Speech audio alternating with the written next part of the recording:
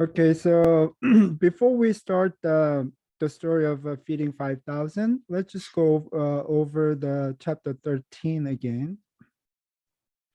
Trước khi chúng ta bắt đầu vào câu chuyện Chúa Giêsu và bánh cho 5.000 người ăn thì chúng ta hãy đi qua một lần nữa về những gì đã xảy ra trong Matthew 13. So in the chapter 13, we study about the parable of the kingdom of heaven. And the main message is that the kingdom starts from the very small and, it's hidden, but later it will grow and then it will be, much bigger in the end. Và trong chương 13 thì chúng ta có những ngôn về nước thiên đàng. Và thông điệp chính đó là nước thiên đàng ban đầu thì rất là nhỏ và bị giấu đi, nhưng mà sau cùng thì sẽ phát triển và trở nên lớn mạnh. And also there will be many oppositions from people, and actually it's from the Satan, kingdom of Satan. So it is not surprising that they experience so much oppression. Và một điều thứ hai đó là chắc chắn sẽ có rất nhiều sự chống đối từ con người, và cái nhân vật chính ở đây là sự chống đối từ Satan và vương quốc của Satan, và đấy là lý do vì sao mà những người theo Chúa gặp nhiều sự chống đối, gặp nhiều sự bắt bớ. But he promised that at the end of the time, the kingdom will be obvious, and then he will achieve a victory. So make sure that you just stay with the message.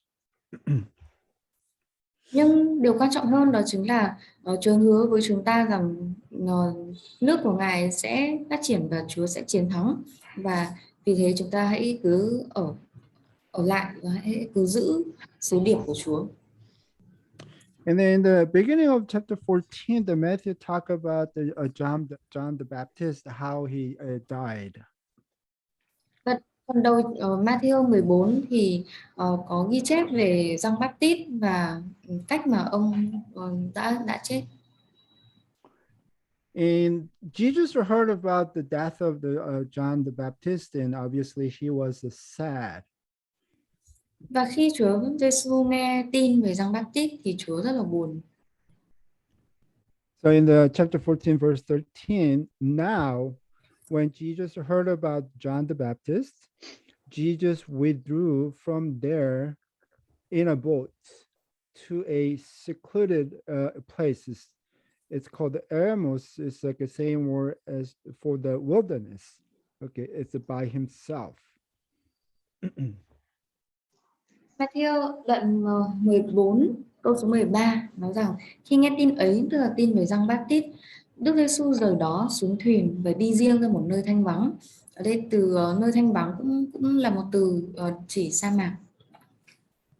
And according to Mark, this is Mark chapter 6, verse 31 and 32, and Jesus said to disciples, "Come away by yourselves to a secluded places and rest a while." So it's just not Jesus, okay? Jesus with the disciples, they go to the, the sort of wilderness, like there's no other, people there. Trong Mác, ở trong sách Mác đoạn 6 câu 31-32 nói rằng Chúa Giêsu bảo các môn đệ, các con hãy lui vào nơi thanh vắng để nghỉ ngơi một chút. Như vậy thì theo Mác thì không chỉ là Chúa Giêsu vào nơi thanh vắng này mà Chúa cùng với các môn đệ. For there were many people coming and going, and they did not even have time to eat. And they went away in a boat, again, same, in a boat to a secluded place by themselves. Here, the Mark says it is not Jesus, right? With the disciples, they all go to the sort of wilderness in a boat. Vì kẻ đi người lại đông đúc, đến nỗi họ không có thì giờ ăn uống. Ngài và các môn đệ lên thuyền đi đến một nơi thanh vắng. Như vậy Matthew nói rằng Chúa đi riêng, và Mark nói rằng Chúa cùng các môn đệ cùng đến nơi thanh vắng. In the Luke chapter 9, it also talk about the same event. but here is a little bit different. It says it starts when the disciples, when the apostles return. Remember that the Jesus sent 12 disciples, to other places. So the Luke says when they returned. Luca cũng ghi chép về câu chuyện này, nhưng mà cho chúng ta biết thêm một vài chi tiết. Các sứ đồ trở về từ các sứ đồ trở về thì chúng ta nhớ là Chúa đã sai phái 12 sứ đồ đi để rao giảng về tin lành đến những nơi khác nhau, và bây giờ thì họ trở về. So the disciples gave an account to Jesus of all that they had done, taking them with him. So basically, just report back what happened. Các sứ đồ trở về tường trình cho Ngài những việc họ đã làm. Ngài đem họ đi đi riêng ra. Như thế thì khi họ quay trở lại, họ báo cáo những công việc của mình và Chúa đi cùng với họ. And then Jesus withdrew by himself to a city called Bethsaida. So here we have a very specific location called Bethsaida. Ngài đem họ đi riêng ra đến thành Bethsaida. Như thế thì ở đây chúng ta có một địa điểm cụ thể, đấy chính là thành Bethsaida. So this is the aerial picture of the near the Capernaum. So the left side is the Capernaum. Đây là một cái bức ảnh được chụp từ trên không. Chúng ta thấy ở đây là ở góc bên trái này là lối vào thành Capernaum.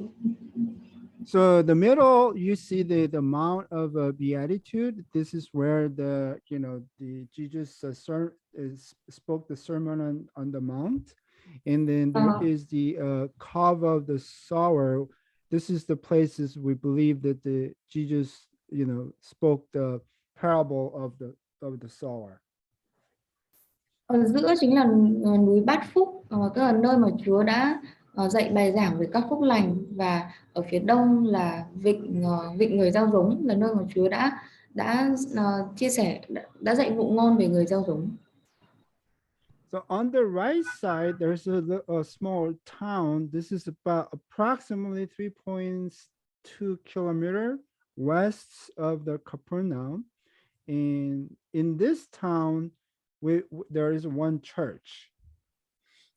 Và ở góc bên phải này thì khoảng cách so với thành Capernaum về phía tây khoảng 3,2 km là một ngôi làng nhỏ, và tại ngôi làng này có một hội thánh. This is the aerial picture of this town, and you see how this is sort of the hill. There's a little plain here, but the rest of them is like a kind of hill. Đây là một hình ảnh trên không khác về cái ngôi làng này. Chúng ta thấy ở ngôi làng này có một cái phần đồng bằng nhỏ ở phía dưới, và chủ yếu các phần bên trên chúng ta thấy đều là khu vực đồi núi. So in this town, there is a church called the Church of the Multiplications. As the name suggested, this is where the Jesus actually fed 5,000 people. Tên của hội thánh này đấy là hội thánh nhân cấp. Thì cái tên này cũng cho chúng ta biết về cái phép lạ là Chúa nhân lên, Chúa hóa bánh ra nhiều ở tại khu vực này. So today, this church is a modern structure built on the remains of the 4th century church. Ngày nay thì hội thánh nhân cấp là một cấu trúc hiện đại được xây dựng dựa trên những gì còn sót lại của hội thánh vào thế kỷ thứ tư. So this is one of the oldest pilgrims accounts for this event. And this is the name of the person, and then this is approximately AD 383. Đây là một trong những ghi chép sớm nhất của những người hành hương, ghi chép về sự kiện này, và tên của ghi chép là Etheria, và thời gian được cho là vào khoảng năm 383 sau công nguyên. So she said, not far away from Capernaum are some steps where the Lord stood, And in the same place by the sea is a grassy field with plenty of hay and many palm trees.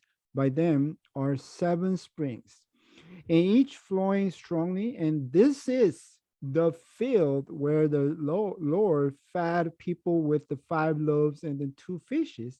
In fact, the stones on which the Lord placed the bread has now been have been made into an altar.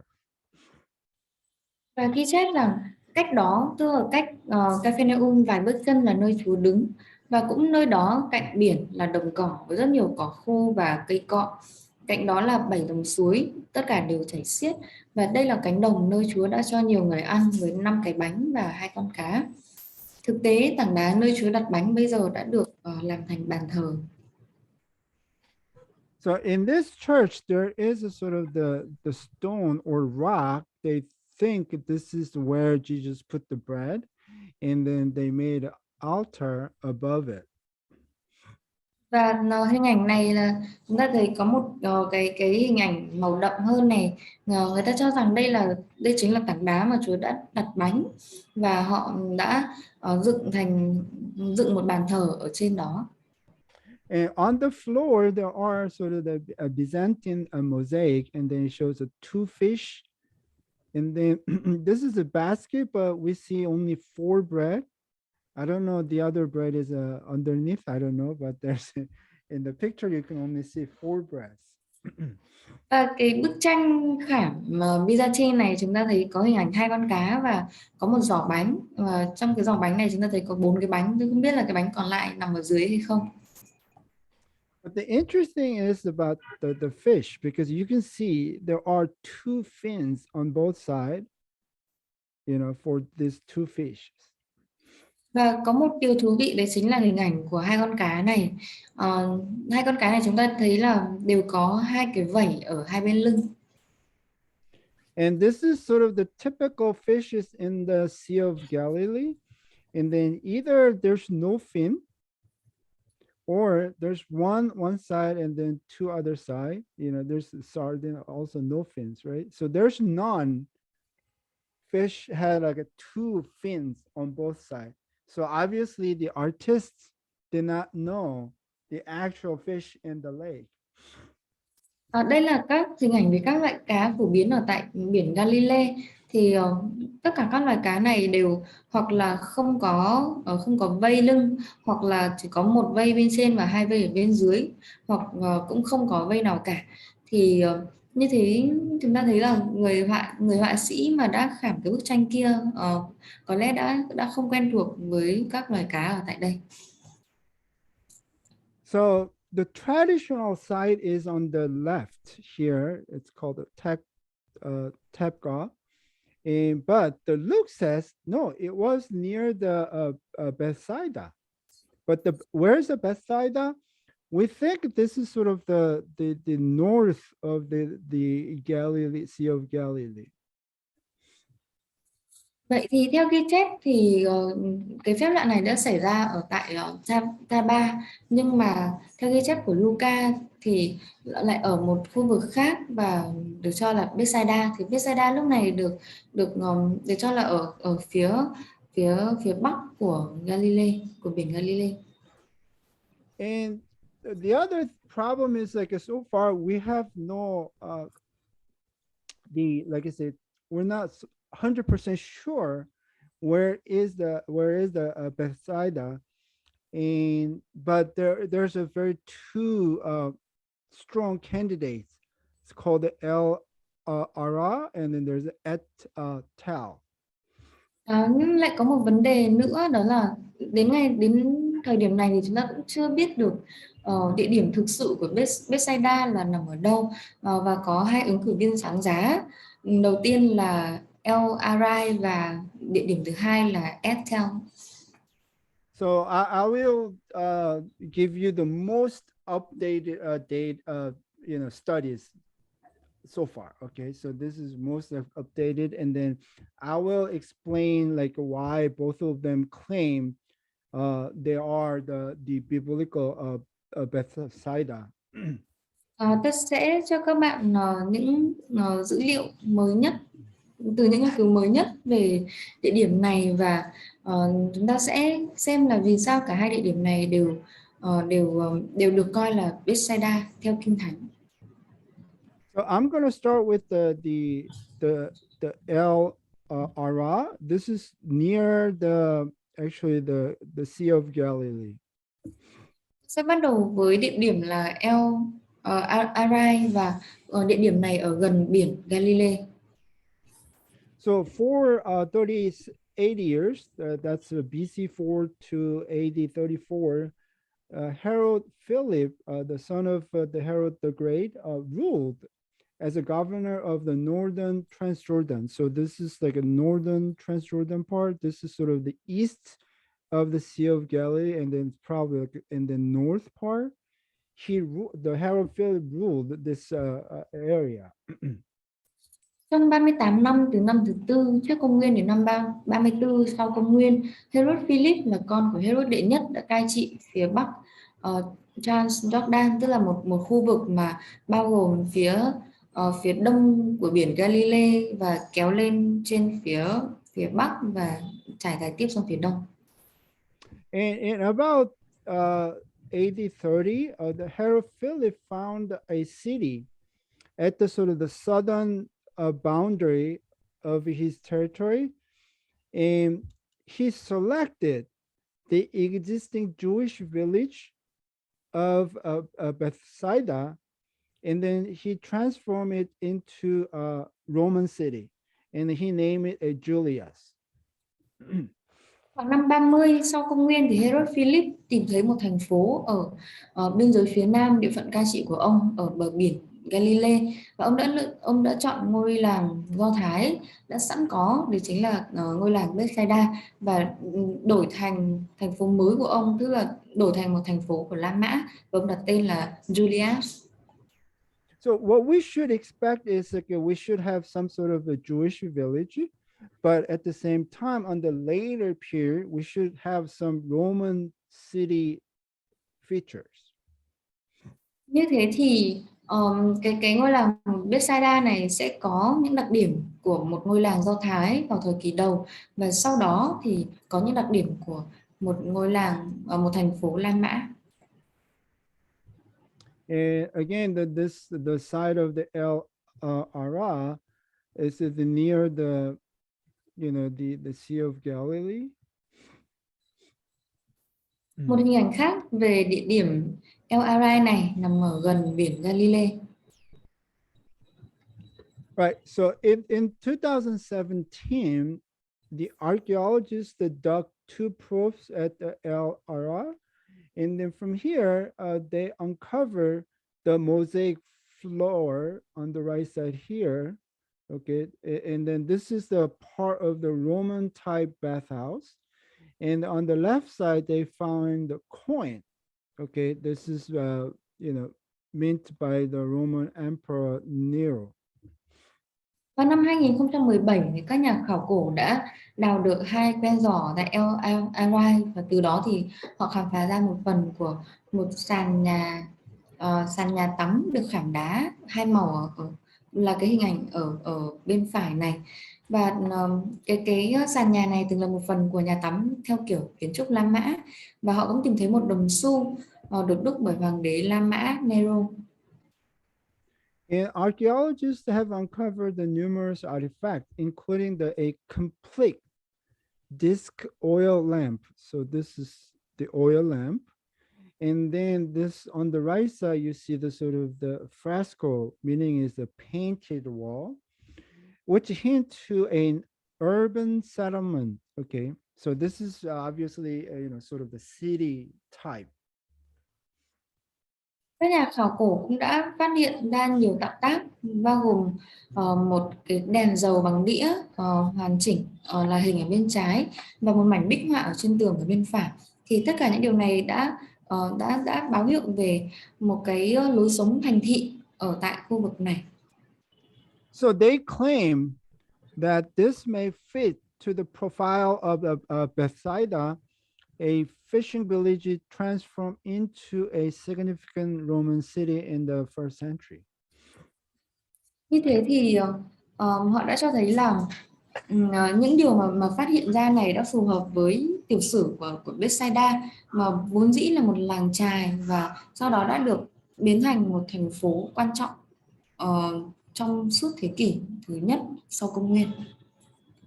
And in 2019, they also unearthed the Byzantine church.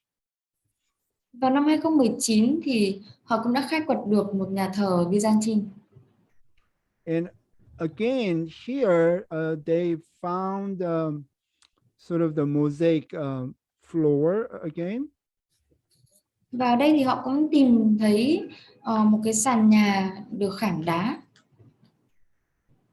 And then they think that the church functioned from the about 5th to 8th century AD. Và họ cho rằng hội thánh này đã hoạt động từ thế kỷ thứ 5 đến thế kỷ thứ 8 sau công nguyên.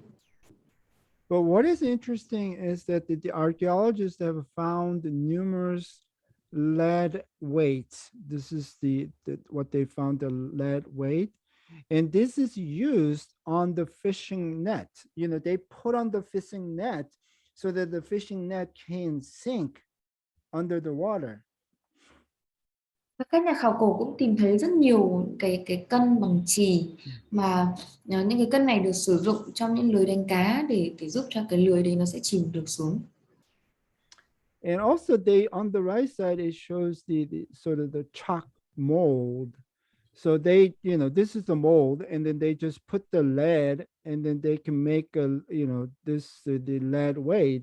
So in 2019, actually, they, you know, they put the lead on this chalk mold, and then they actually could make this replicate of the original Và mold. các nhà khảo cổ cũng đã tìm thấy được một cái khuôn bằng đá phấn ở trong cái hình ảnh ở bên tay phải này để làm ra những cái cân, làm ra những cái cân này. Vào năm 2019 thì họ đã làm một bản sao của cái cân bằng chính cái khuôn gốc này, thì họ đã đổ chì vào trong cái khuôn và sau đó họ đã làm ra được cái bản sao này.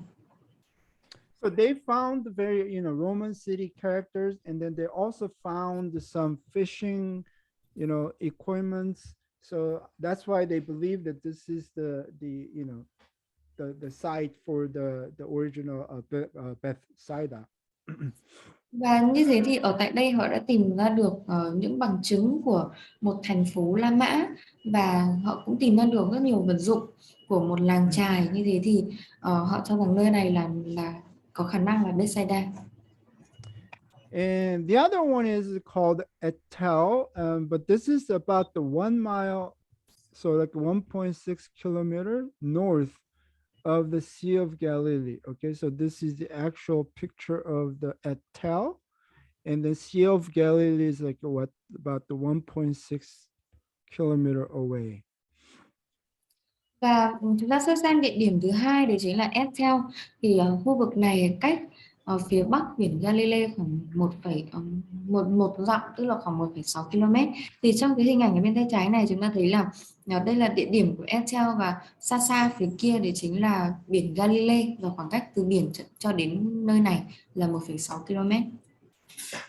So the first obvious question is how can a fishing village sit so far from the water, right? I mean, this is Etel, so why so far from the? Vậy một câu hỏi đặt ra đó là làm sao mà một ngôi làng chài lại nằm cách xa biển như vậy? So on the left side, it shows the current, you know, sort of the shorelines of the Sea of Galilee, and then the location of the Etel here. But on the right side, that's what they believed in 2,000 years ago. The water level was much higher, so it was very the border was very close to the Etel. Và trong hai cái hình vẽ này thì ở hình vẽ ở bên tay trái chúng ta thấy đây là cái đường bờ biển hiện tại ngày nay của biển Galilee, và cái khoảng cách so với lại địa điểm Ethel. Và nhưng mà họ tin rằng 2.000 năm trước thì mực nước ở biển Galilee cao hơn và đã đến đường bờ biển, tức là biển Galilee ở gần địa điểm Ethel hơn. So actually, they presented many like a geological evidence to support the idea of the higher level of the Sea of Galilee, and also, the Jordan River was very near at the time to the Atel. Và họ cũng đưa ra rất nhiều bằng chứng địa lý để cho thấy là mực nước biển Galilee ngày đó đã cao hơn rất nhiều so với bây giờ. Và thực chất thì họ cũng cho thấy sông Giô-đanh, cái nhánh sông Giô-đanh rất gần và ở ngay ngay địa điểm ở Ethel này. And this is the aerial, again, the picture of the Atel. And this is the sort of the diagram of the remaining of the building. And we're going to go over a few of the, houses there. Đây là một cái hình ảnh chụp từ trên không của khu vực Ethel đang được khai quật, và ở tại cái khu khai quật này thì có đây là hình ảnh của một số địa điểm ở tại trong cái khu khai quật này, và chúng ta sẽ đi qua một vài địa điểm này. So the first one is called the winemaker's house. Địa điểm đầu tiên đấy chính là nhà của người nấu rượu. And this is a very typical Roman road, like, the north and south, straight street. And on the left side, there's a winemaker house. Đây là một hình ảnh về một đường phố, một con đường rất là quen thuộc ở trong thời kỳ La Mã, con đường trải dài Bắc Nam, và ở bên tay trái này chính là ngôi nhà của người nấu rượu. And this is the remaining of a winemaker house. Đây là những gì còn sót lại của căn nhà của người nấu rượu này. And this is what archaeologists picture. Like I say, there is the sort of a courtyard near the street. And then at the back there's a residential rooms. And there's in the middle kitchen. And then there's a wine cellar on the other side. Đây là cái hình ảnh theo khảo cổ về căn nhà này. Thì đầu tiên chúng ta thấy một khu vực rộng, đấy là khu vực sân, và ở phía đằng sau này chính là những cái căn phòng để ở. Tiếp đến là có căn bếp, và bên ngoài này đấy là hầm để chứa rượu. And they believe that this house is dated from the about 2nd century BC to the early Roman period, like the 1st century AD. Và họ nó tin rằng ngôi nhà này có niên đại từ thời kỳ Hy Lạp hóa, tức là vào thế kỷ thứ 2 trước công nguyên, và kéo dài cho đến giai đoạn đầu của thời kỳ La Mã, tức là thế kỷ thứ nhất sau công nguyên. We call it the winemaker house because of this wine cellar. Họ gọi ngôi nhà này là ngôi nhà của người nấu rượu bởi vì có hầm rượu. On the left side, it shows the wine cellar. And on the right side, it shows under the roof of the cellar, they discovered the 4 large wine jars. Hình ảnh bên trái đấy chính là hình ảnh về hầm rượu, và khi mà đi vào trong hầm rượu này thì họ phát hiện ra 4 bình rượu to. And also they found the grinding stones, probably used to break down the grapes. Và họ cũng tìm ra được một cái viên đá nghiền, và họ sử dụng cái viên đá này để nghiền nhỏ lúa. And in the middle, they call the fisherman's house. Ở giữa tức là ở giữa của cái khu khai quật này, họ gọi một ngôi nhà này là ngôi nhà của người ngư dân. The reason why they called the fisherman's house because they found a variety of fishing equipments in this house. Và lý do họ đặt tên ngôi nhà là nhà của người ngư dân bởi vì họ tìm thấy rất là nhiều dụng cụ câu cá ở tại căn nhà này. And the top shows the sort of the netting needles for repairing fishing nets. And the left side, it shows the hook. Cái dụng cụ ở bên trên là cái kim khâu lưới dùng để sửa và khâu lưới đánh cá. Hình ảnh ở bên trái đấy là các lưỡi câu. And the middle shows the anchor, and then the right side is the line sinker, and then this is the another like a net weights, to make the net goes down under the water. Cái hình ảnh ở giữa đấy là cái mỏ neo. Hình ảnh ở bên bên phải ở bên trên đấy là cái chì lưới, và hình ảnh ở bên dưới cùng đấy chính là cái cân ở lưới đánh cá là bằng chì. And this shows the gate area. You see the sort of the gate. Đây là hình ảnh về khu vực cổng. And actually in the sort of the 10th century or to 8th century BC, this is what the archaeology believe, that they have this kind of gate. Và các nhà khảo cổ học nó tin rằng vào thế kỷ thứ 10 trước công nguyên đến thế kỷ thứ 8 trước công nguyên thì ở đây là cái hình ảnh của cái chiếc cổng đó. And they talk about the sort of the four chamber inner gate. It shows that the four chambers, like the 1, 2, 3, 4 chamber gates. Và hình ảnh này thì cho chúng ta thấy một cái cánh cổng mà ở bên trong có 4 buồng. And this the chamber sort of the used as a sort of the granary, storehouse for the grain or animal food. Okay, so this is sort of Và những buồng này được sử dụng để làm kho, có thể là kho để chứa lúa đã tuốt hoặc là kho để chứa thức ăn cho động vật. But interestingly, the inside of the gate, you see there's the sacrificial high place. There's a sort of the two stones on each side. Một điều thú vị đấy chính là ở trong cái buồng này thì chúng ta thấy có một cái nơi cao dùng để cúng tế, và chúng ta thấy có 2 cái cột đá được dựng ở tại đây. And then the pit was found to contain the bones of the kosher animals. So there was some sort of the animal sacrifice. Và cái hố hố được tìm thấy là có chứa xương cốt của một vài con vật được phép ăn theo luật của người Do Thái, tức là họ có phát hiện ra được những cái loài vật ở tại đây. And also they have a sort of called the stepped high place. You see that there's steps, and on the top, you see that there's a sort of the Bethsaida's guardian. So this is sort of the long, the crescent-shaped horn, right? And then there's sort of the bull head here, and then he has some sort of the either sword or the dagger.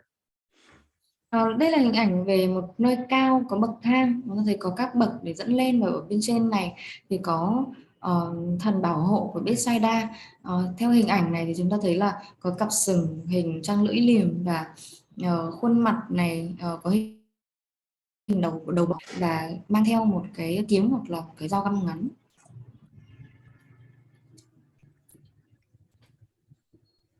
And then another, there's this sort of the, stepped stone, and then there is sort of the, supposed to be, there must be sort of the altar, and then there is a basin, you offer something here. Và ở hình ảnh này cũng là một cái nơi cao có bậc thang khác. Thì chúng ta thấy có các bậc thang mà dẫn lên, ở bên trên cùng này là bàn thờ, và ở từ bậc thang dẫn lên trước đó thì có cái chậu bằng đá. Thì như thế chắc là họ đã đặt cái vật sinh tế vào cái chậu này. And so this woman sort of the, try, like, say how they, offer their sacrifice to this altar. Và người phụ nữ này đang thử để xem là họ đã dâng cái sinh tế của mình như thế nào ở trên bàn thờ này. And here they found many ancient coins like I say, even from the Alexander Great, and then there is the Roman coins. Và họ cũng tìm thấy rất nhiều đồng xu cổ ở tại khu vực này. Có đồng xu về có hình của Alexander Đại Đế, hoặc là những đồng xu về một người một vị nữ thần, và nó đều là những đồng xu La Mã.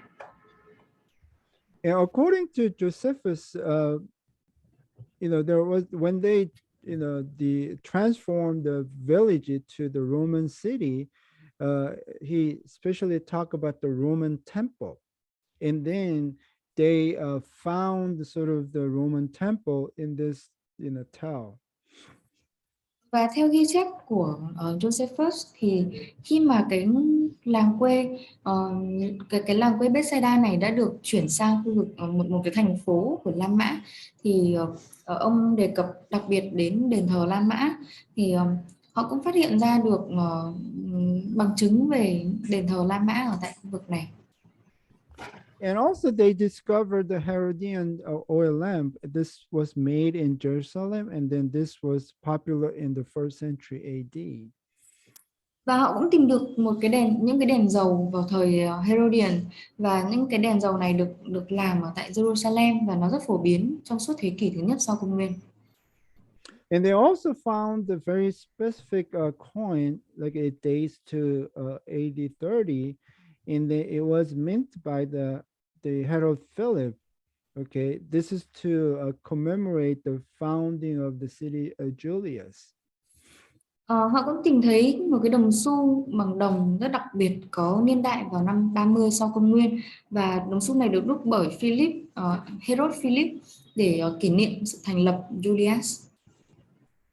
So in this reason, they think that Etel is the better place. Okay, they claim. Như thế thì với những bằng chứng này, họ tin rằng Ethel là cái địa điểm phù hợp hơn để làm Bethsaida.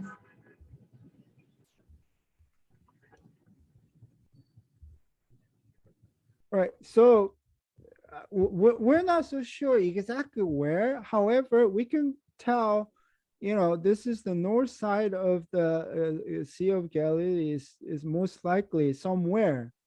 Here is the biblical Bethsaida. Như thế thì mặc dù chúng ta cũng không thể khẳng định được hoàn toàn đâu là địa điểm Bethsaida một cách chính xác, nhưng mà chúng ta có thể biết là nó là một cái khu vực nào đó nằm ở tại phía bắc của biển Galilee, chính là khu vực Bethsaida theo Kinh Thánh. But another question is that whether the Bethsaida is either only the right side of the Jordan River, or it may include some part of the left side. Actually, that is the big question. Và một câu hỏi nữa đấy là liệu Bethsaida chỉ nằm hoàn toàn ở bên tay phải của sông Giô-đanh, hay là nó có một phần nào đó ở phần bên tay trái của sông Giô-đanh hay không? Thì thực ra đây mới là câu hỏi quan trọng hơn. And we're not so sure, but there is a reason why the scholars debate on it. Okay, so I will cover it later. Và cũng có rất là nhiều lý do khiến các học giả tranh luận về cái vị trí so với sông Giô-đanh này, và tôi sẽ đi qua cái phần đấy sau.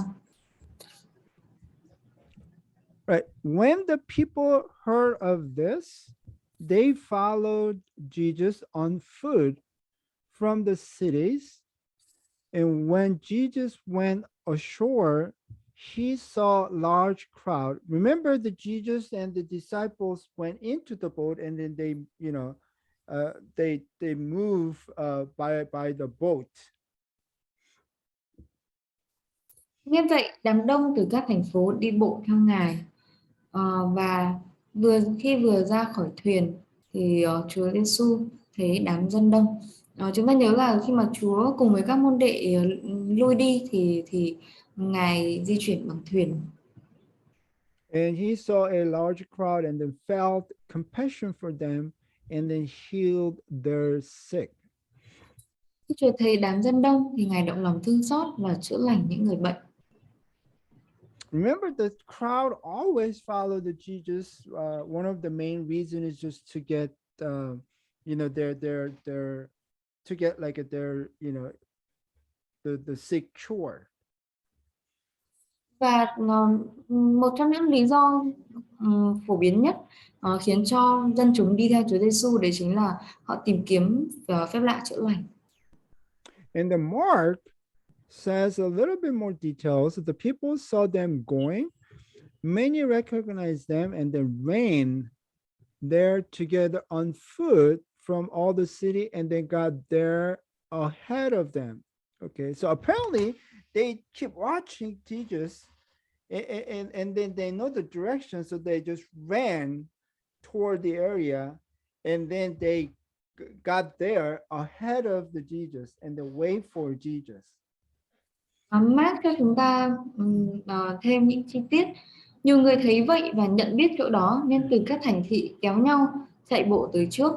Như thế thì có nhiều người nhìn thấy Chúa Giêsu, họ nhận ra Chúa Giêsu và khi mà quan sát hướng đi, hướng Chúa đang đi thì họ biết là Chúa đang đến đâu thì họ đã chạy đến và họ đến đấy trước Chúa Giêsu và họ đợi Chúa ở tại đó. And when Jesus went ashore, he saw a large crowd and he felt compassion for them because they were like sheep without a shepherd. And he began to teach them many things. So the Mark did not say about any cure, okay? Mark only talked about the teaching. Vừa ra khỏi thuyền, Ngài thấy đoàn dân đông đúc thì động lòng thương xót, vì họ như chiên không có người chăn. Ngài bắt đầu dạy họ nhiều điều. Như vậy Mark không đề cập đến những công việc của Chúa Giêsu mà Mark đề cập đến sự dạy dỗ của Chúa Giêsu. And then Luke says again, same thing, but a little different. But the crowds were aware of this and they followed him and they're welcoming them. Jesus began speaking to them about the kingdom of God. Okay. So he teach, about the kingdom of God and then curing those who had a need of healing. So he did both. He cure and he teach. Và Luca thì cũng ghi chép một điều tương tự nhưng mà chúng ta cũng thấy thêm được. Nhân dân chúng biết được kéo theo Ngài. Ngài đón tiếp họ, giảng giải về nước Đức Chúa Trời và chữa cho những người cần được lành bệnh. Như thế thì Luca ghi chép cả về Chúa dạy điều gì thì Chúa dạy về nước Đức Chúa Trời và Chúa vừa dạy họ và Chúa vừa chữa lành cho họ. And the John says in the chapter 6, a large crowd followed Jesus because they saw the sign which Jesus was performing on those who were sick. Then Jesus went up on the mountain, right? Now the John says it was on the mountain, and then there he sat down with the disciples. Đang cho chúng ta một ghi chép khác, một đoàn người đông đảo đi theo Ngài vì được chứng kiến những dấu lạ Ngài làm cho những người bệnh. Đức Giêsu lên núi cùng ngồi với các môn đệ. Như thế thì ở đây Giăng nói rằng Chúa Giêsu lên núi.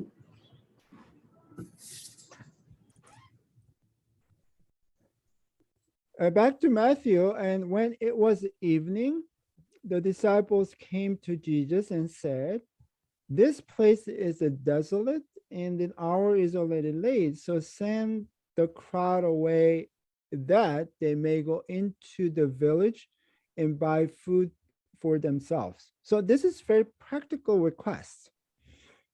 Quay trở lại trong Matthew, trời bắt đầu tối, các môn đệ đến gần Chúa Giêsu và thưa: chỗ này vắng vẻ, trời tối rồi, xin thầy giải tán đám đông để họ vào các làng mua thức ăn.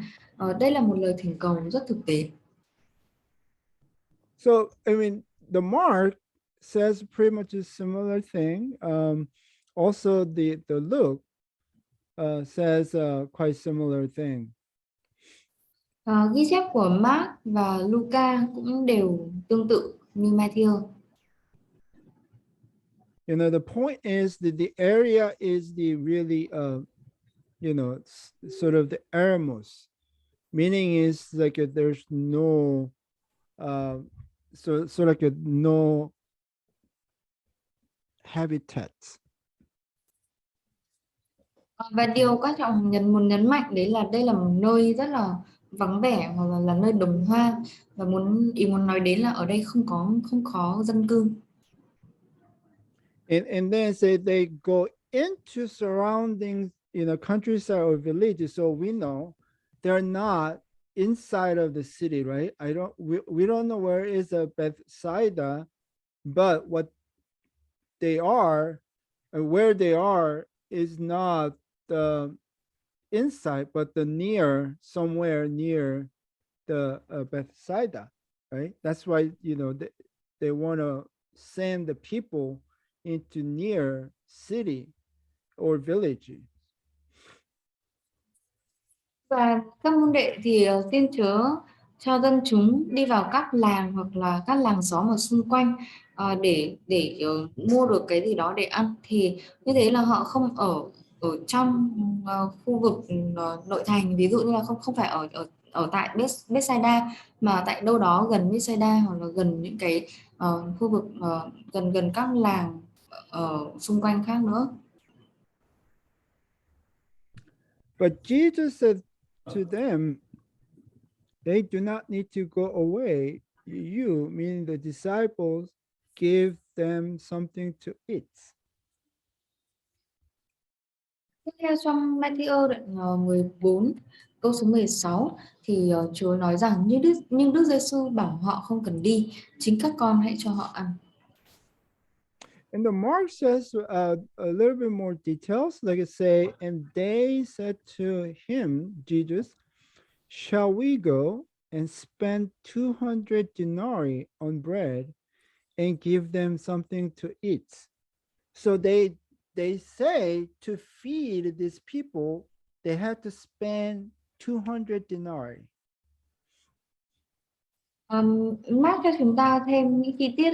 Nhưng Ngài đáp, chính các con hãy cho họ ăn. Môn đệ thưa, chúng con phải đi mua đến 200 đồng denarii bán cho họ ăn sao? Như thế các môn đệ nói rằng để mà có thể cho được đoàn dân này ăn thì phải cần đến 200 đồng denarii. Okay, in their era, a typical worker could earn about the 1 denarius for a day of the labor. This is the Matthew chapter 20, verse 2. When he had agreed with the laborers for a denarius for the day. Okay, so that's sort of the typical wage. Và trong thời đó thì một người làm công sẽ kiếm được khoảng 1 denarii cho một ngày làm công của mình.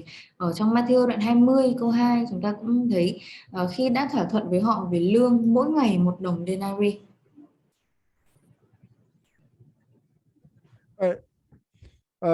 The John gives another information. John chapter 6, verse 5, 6. Therefore, Jesus, lifting up his eyes and then seeing that the large crowd was coming to him, Jesus said to Philip, okay, where are we to buy bread so that this may eat? In this, he was saying to test Philip, for himself knew that what he was intending to do. So here, Jesus asked Philip, where can we buy food? Ở trong răng đoạn 6 câu 5 đến câu 6 thì chúng ta thấy một vài sự khác biệt. Vậy Đức Giêsu ngước mắt lên nhìn đoàn người đông đảo đến với Ngài rồi hỏi Philip, ta tìm đâu ra bánh để mua cho họ ăn đây? Ngài hỏi vậy để thử Philip, chứ Ngài đã biết mình sắp làm gì rồi. Như thế thì cụ thể là Chúa đang muốn đề cập đến Philip. But why Philip? That's like interesting. But according to John, it says that now Philip was from Bethsaida, okay, in the city of the Andrew and then Peter. So obviously, Luke says they are near the Bethsaida, and then they say, please send the people to the village, meaning is a Bethsaida, and buy food. And then that's why Jesus asked Philip, because Philip was from the Bethsaida, and then he asked, where can you buy? Và vì sao Chúa lại thử Philip? Vì sao lại là Philip? Thì trong răng đoạn 1 câu 44 nói rằng Philip quê ở Bethsaida, đồng thành với Andre và Phêrô. Thì như thế ngụ ý muốn nói là cái khu vực này ở gần Bethsaida, và vì Philip quê ở tại Bethsaida nên để ông biết là khi đến Bethsaida, đến những thành ở tại Bethsaida thì sẽ biết chỗ nào để mua bánh.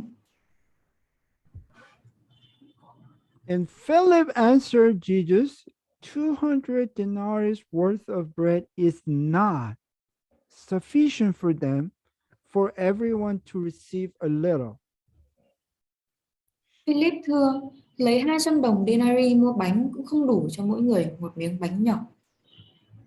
But remember, in the Mark, it says like spend 200 denarii to give them something to eat.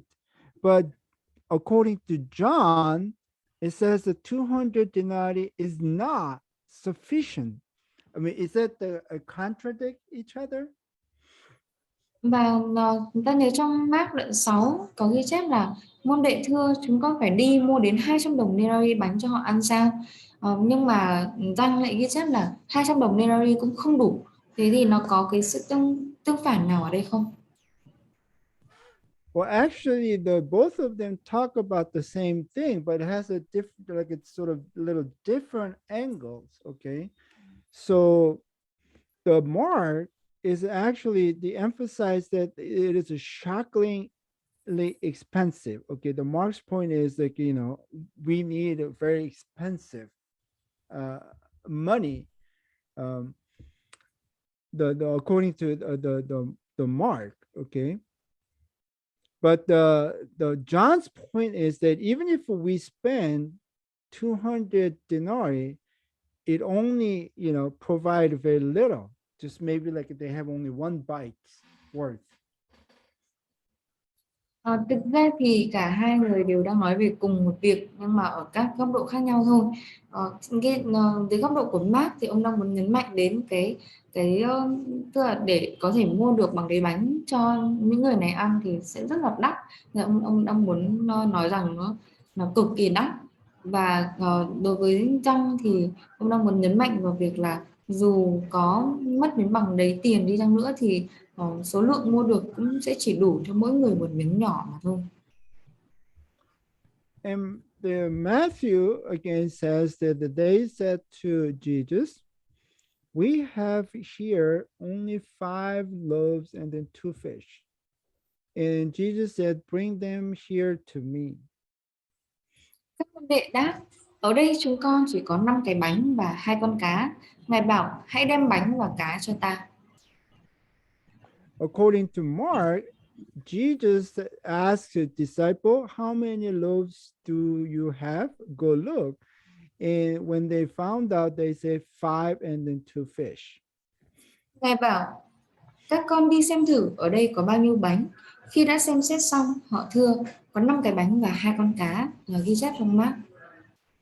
And the Luke says, we have no more than 5 loaves and then 2 fishes, and unless perhaps we go and buy food for all these people. Luca nói rằng nếu chúng con không đi mua thức ăn cho cả đoàn dân này thì chúng con chỉ có 5 ổ bánh và 2 con cá. But according to John, one of his disciples, especially Andrew, okay, Andrew is again from the Bethsaida, okay, and then Andrew answered to Jesus, like you say, we have 5 the barley loaves, not just bread. Talk about the very specific barley bread, and then 2 fish. Theo ghi chép của Giăng thì ông cũng cho chúng ta biết cụ thể là một môn đệ khác của Chúa Giêsu là Andre. Andre cũng từ thành Bethsaida. Andre nói rằng có 5 cái bánh lúa mạch và 2 con cá. Thế thì Andre không chỉ nói chung chung là có 5 cái bánh, nhưng mà Andre nói cụ thể là 5 cái bánh lúa mạch. For the grain, there are 2 types. Whereas the first one is wheat, and the next one is a barley, right? Chúng ta biết là lúa ở tại đây thì có 2 loại, một là lúa mì và 2 là lúa mạch. Typically, the bread is made from wheat. Thông thường thì bánh sẽ được làm từ lúa mì.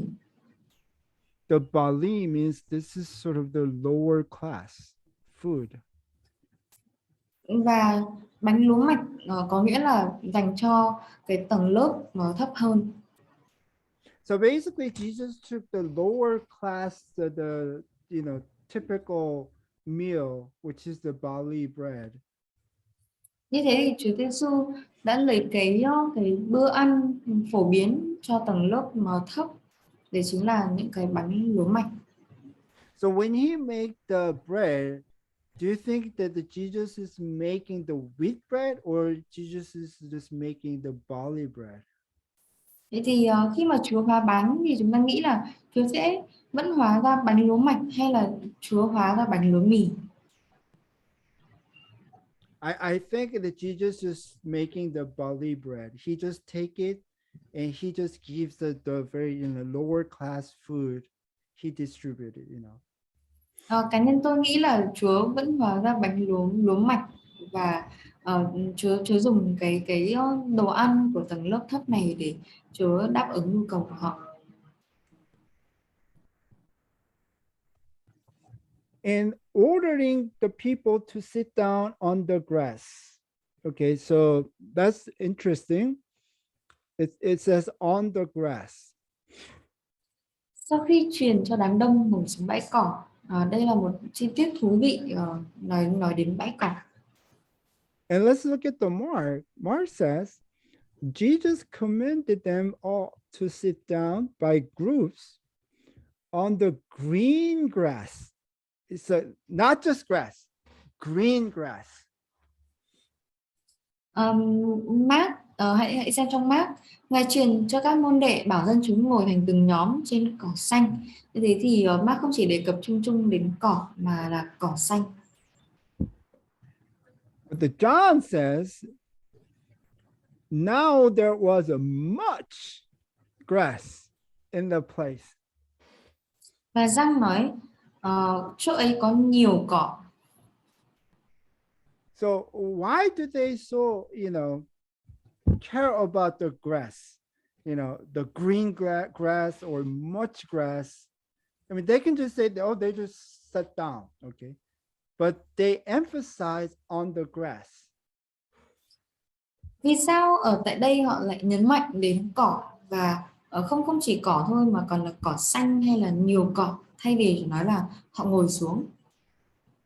According to John, the Passover was near. So it was a very specific time of the year. This is near the Passover.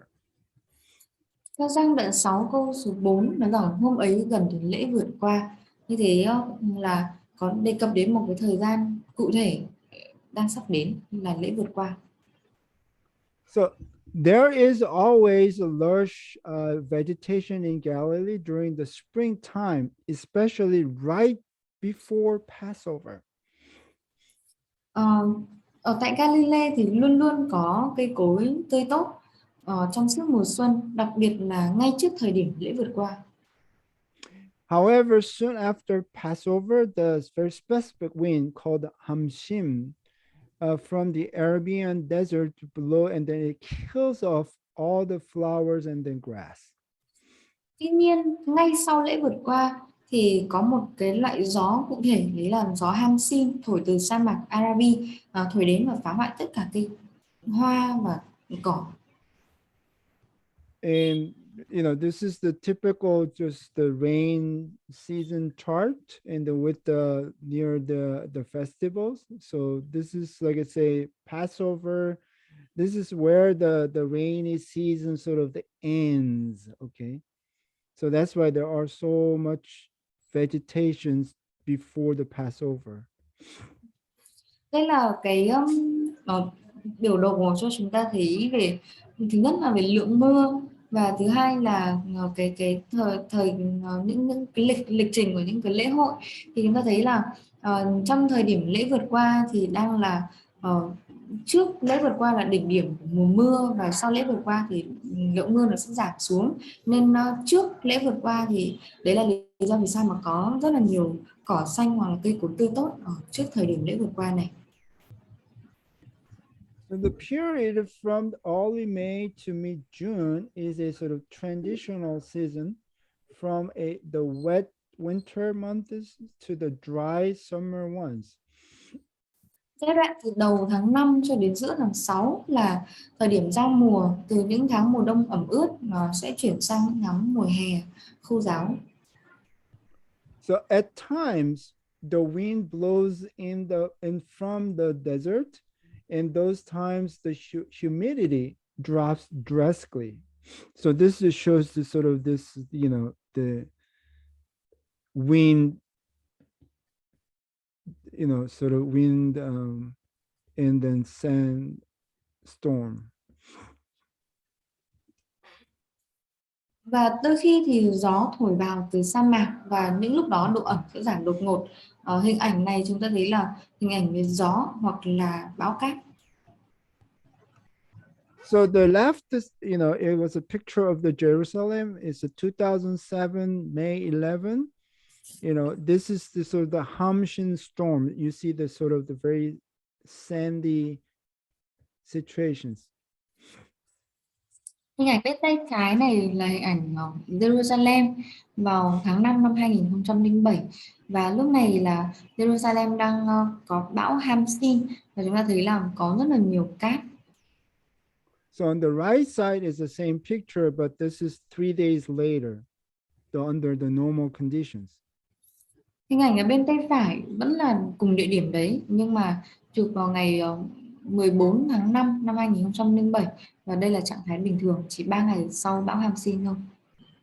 So under this Hamsin storms, the green grass rapidly turns brown and the wildflowers die. Và ở trong những cái điều kiện như thế này thì cỏ xanh sẽ nhanh chóng bị úa và hoa dại sẽ chết. So anyway, the near the Passover, this is still the rainy season, so that you can expect lots of green grass. Tuy nhiên quay trở lại thì thời điểm lễ vượt qua, trước lễ vượt qua vẫn là trong thời kỳ mùa mưa nên nó sẽ có rất nhiều cỏ xanh. And according to John, so the man sat down in the number about 5,000. Okay, the first question, how do you know it was about 5,000? Và theo ghi chép của Giăng, họ ngồi lại kể riêng đàn ông có đến 5.000. Câu hỏi đầu tiên đặt ra là vì sao họ biết là có 5.000? But it doesn't mean that they count like 1, 2, 3, 4, 5 and up to 5,000. Nó không đồng nghĩa với việc là họ đếm từ 1, 2, 3, 4, 5 người cho đến người thứ 5.000. According to Luke, there is a hint, okay? For there were about 5,000 men, and then Jesus said to his disciples, have them sit down to eat in groups of about what? 50 each. Theo Luca thì chúng ta có những gợi ý có độ 5.000 người đàn ông ở đó, nhưng Ngài bảo các môn đệ, các con hãy cho họ ngồi thành từng nhóm, mỗi nhóm độ 50 người.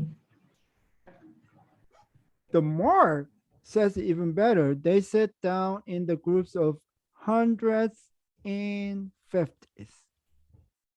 Và Mark nói rằng họ ngồi xuống từng nhóm thì 100, nhóm thì 50. So it is about, like I say, here's maybe 50 here, there's 100 here, there's another 100 here, another 50 here, another 100 here. That's why they can count all together is approximately 5,000. Và chúng ta có thể hình dung là họ ngồi ở đây một nhóm 50 người, ở chỗ kia một nhóm 100, chỗ khác lại một nhóm 100, rồi một nhóm 50, vân vân. Thì khi mà họ ngồi thành từng nhóm như thế thì họ có thể ước lượng được là có khoảng 5.000 người. So when they count, they only count the men. Okay, so there may be many women and then children, but they're not part of the count. So actual number could be more than, like I say, 10,000 or even 20,000. Và ở đây khi mà họ đếm thì họ chỉ đếm số lượng người nam thôi, họ không kể đến người nữ và trẻ em, nên số lượng thực tế có khi phải đến 10.000 người hoặc là thậm chí 20.000 người.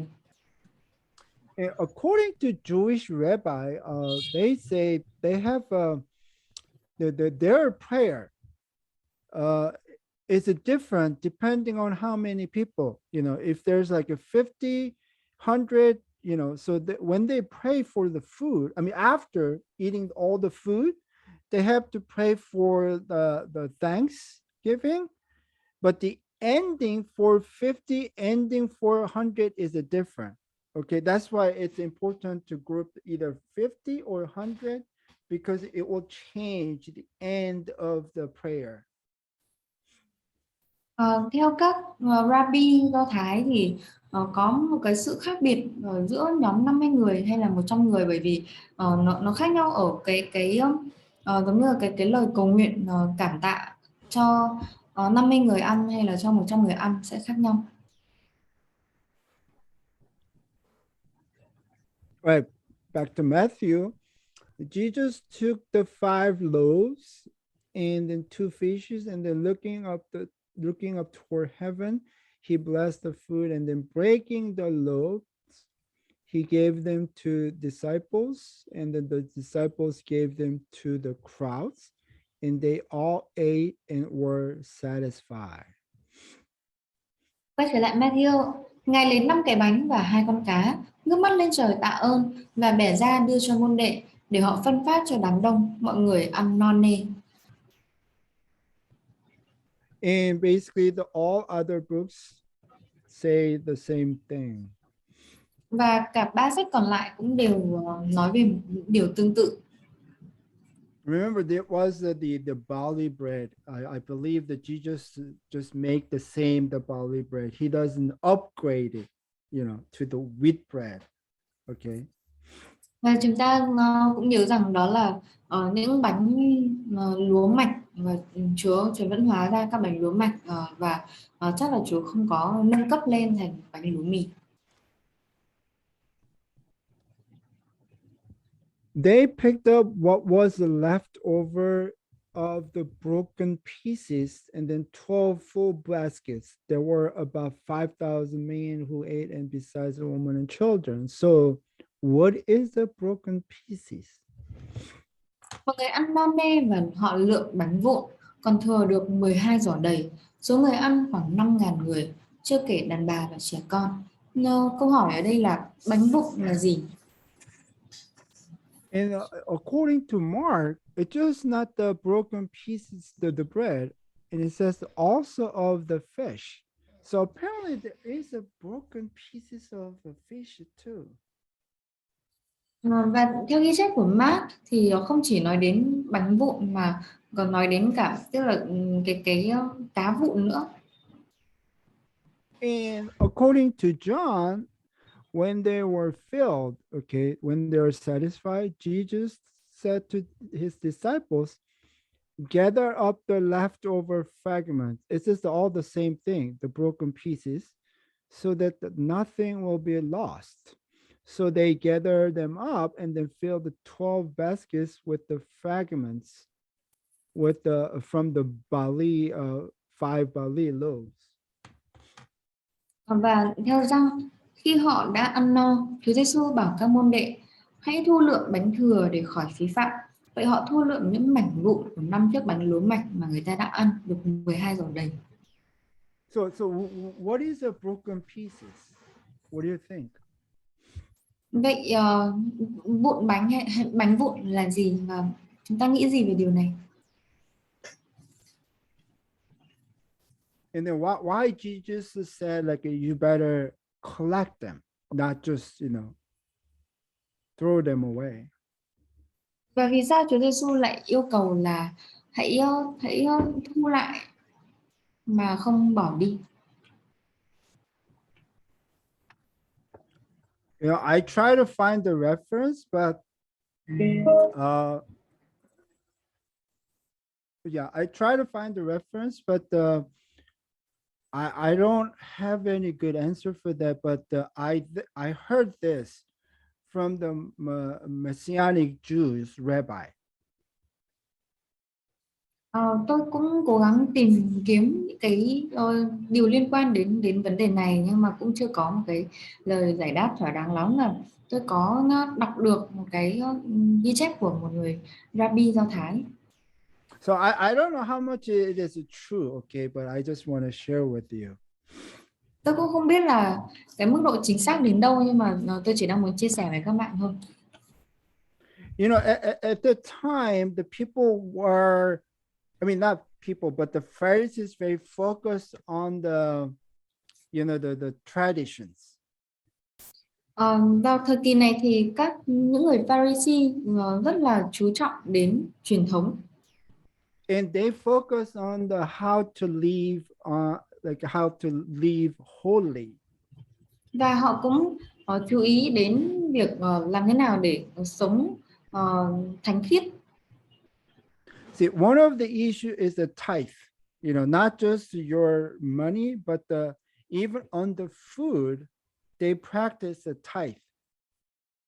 Và nó có liên quan đến sự dâng hiến, không chỉ là dâng hiến phần 10 về tiền bạc mà còn liên quan đến đồ ăn nữa. So, like if, for example, like I say, if you have a wedding party, you know, the host typically, like I say, you know, they take the tithe out of the resources. Và ví dụ như trong một đám cưới thì cái người chủ không không cái người chủ cũng sẽ dâng hiến theo cái số đồ ăn mà họ đã chuẩn bị. And then when they have the party, the host announced to the guests, you know, we already paid the tithe, so you don't need to worry about it. Và trước khi mà họ dự tiệc thì cái người chủ hôn lễ này cũng sẽ nói rằng chúng tôi đã đã dâng hiến cho cái đồ ăn ở đây rồi nên các bạn không cần phải lo lắng về việc dâng hiến.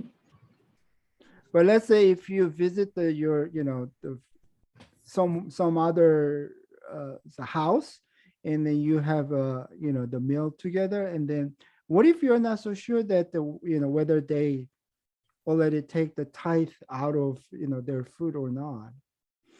Nhưng giả sử chúng ta đến một nhà và chúng ta dùng bữa thì câu hỏi là chúng ta chưa biết là liệu họ đã dâng từ cái thức ăn này hay chưa. So it was a sort of personal practice that they just take the small portion of it and then just take out as a tithe. Và một cái thông lệ thông thường họ hay làm đấy là họ lấy ra một cái phần nhỏ, một cái mẩu nhỏ của cái đồ ăn đấy và coi đó là cái khoản để dâng hiến. So those the Messianic Jews, the rabbi says this is what they practice at the time. I'm not so sure. Okay, again, like you know, I cannot be 100% sure whether that is accurate statement or not. But I found that kind of interesting. You know, it might be one of their practice at the time. Và đấy là điều mà vị Rabbi Do Thái này đã giải thích về về có lẽ là những người ở đây khi mà họ ăn họ cũng lấy ra một cái mẩu nhỏ như thế. Thì tôi cũng không biết được cái độ chính xác có phải 100% hay không, nhưng mà tôi thấy đấy là một cái một cái ghi chép rất thú vị về những tục lệ mà họ làm vào thời kỳ đó. So, you know, it may not necessarily the leftover, the what they, you know, they just eat and then just whatever the leftover and they collect it, you know, it may not be the case. Nên có lẽ chúng ta có thể loại trừ trường hợp là cái đồ bánh mà họ đã ăn rồi nhưng mà ăn không hết nên còn thừa lại thì gọi là cái bánh vụn hay là cái bánh thừa đấy, thì nó không phải là trường hợp đó. But another question is like, what happened to the 12 baskets? Like, if they collect all those the you know, the broken pieces, and then what are they supposed to do? Và một câu hỏi nữa đấy là điều gì sẽ xảy ra tiếp theo với 12 giỏ bánh này khi mà họ đã thu lại được 12 giỏ. So if that is really like the tithe, you know, they are expect to give that to the village priests. Và nếu như thực sự những cái bánh vụn này là cái gọi là cái phần dâng hiến từ đồ ăn đấy, thì họ sẽ cần đưa cho thầy tế lễ ở tại cái ngôi làng đó. Remember that the village priest is supposed to take the tithe from the people in the village. Và chúng ta nhớ là những người thầy tế lễ ở tại làng, tức là thầy tế lễ địa phương sẽ là người chịu trách nhiệm thu cái phần dâng hiến, phần 1/10 từ người dân ở tại địa phương đó. But typically the people bring the, the some portion of their total food preparations. So it's not the broken pieces, right? It's more the like sort of the, the lump or some, it should have some, the, the sort of the chunk of it, but in this case, this is like small broken pieces, but it filled the 12 baskets. Và nhưng tuy nhiên khi mà người dân họ họ dâng cái họ dâng hiến cái theo theo cái phần đồ ăn, thì nó vẫn là, tức là nó vẫn là những cái phần nguyên vẹn, chứ không không phải là những cái mẩu nhỏ như thế. Nên ở tại đây trong câu chuyện này thì nó là những cái mẩu bánh nhỏ, những cái mẩu vụn, nhưng mà thu lại được thành 12 giỏ. So imagine like how the village priest responds when they receive this full of the broken pieces, like in the basket, right? I mean, they might ask, what is this? And then probably the disciple explain, like, oh, you know what, like Jesus, like, did this and that, and then this is the broken pieces. I don't think they're going to understand, but if you can imagine the situation, it's quite, like comical or humorous. Nhưng mà tuy nhiên nếu nếu như những cái bánh vụn này họ họ dùng để làm phần dâng hiến, thì khi giả sử chúng ta có thể tưởng tượng là khi mà một người nào đó, ví dụ các môn đệ hay là người dân nào đó đã mang 12 cái giỏ bánh vụn này đến cho gặp thầy tế lễ, thì người thầy tế lễ này sẽ hỏi là đây đây là cái gì, tại vì tại sao nó lại là những cái mẩu vụn như thế. Thì cái người đấy sẽ kể lại là nó là do cái này, điều này là Chúa Giêsu đã làm, vân vân. Thì có lẽ cái người thầy tế lễ này họ cũng không không thể hiểu nổi, nhưng mà chúng ta có thể tưởng tượng cái tình huống lúc đó sẽ khá là thú vị. But anyway, I mean, I found that the story is quite interesting, and then I don't know the historical background is accurate or not, but anyway, it's interesting. So this ends like what happened in the the feeding of the 5,000, and then we're gonna come back and then talk about the meaning of this event. Và như thế thì đấy là một câu chuyện mà tôi kể cho các bạn về những gì tôi đã đọc và tôi thấy nó thú vị thôi. Tôi chưa biết là cái mức độ chính xác về về lịch sử của nó sẽ là bao nhiêu %. Và đến đây là cái phần kết của câu chuyện Chúa báo bánh cho 5.000 người ăn, và chúng ta sẽ nghỉ giải lao, sau đó quay trở lại chúng ta sẽ đi vào ý nghĩa của câu chuyện này. All right, so we're gonna have a 10-minute break and then come back and then let's talk about the meaning. Vậy chúng ta sẽ nghỉ giải lao 10 phút và sau đó quay trở lại.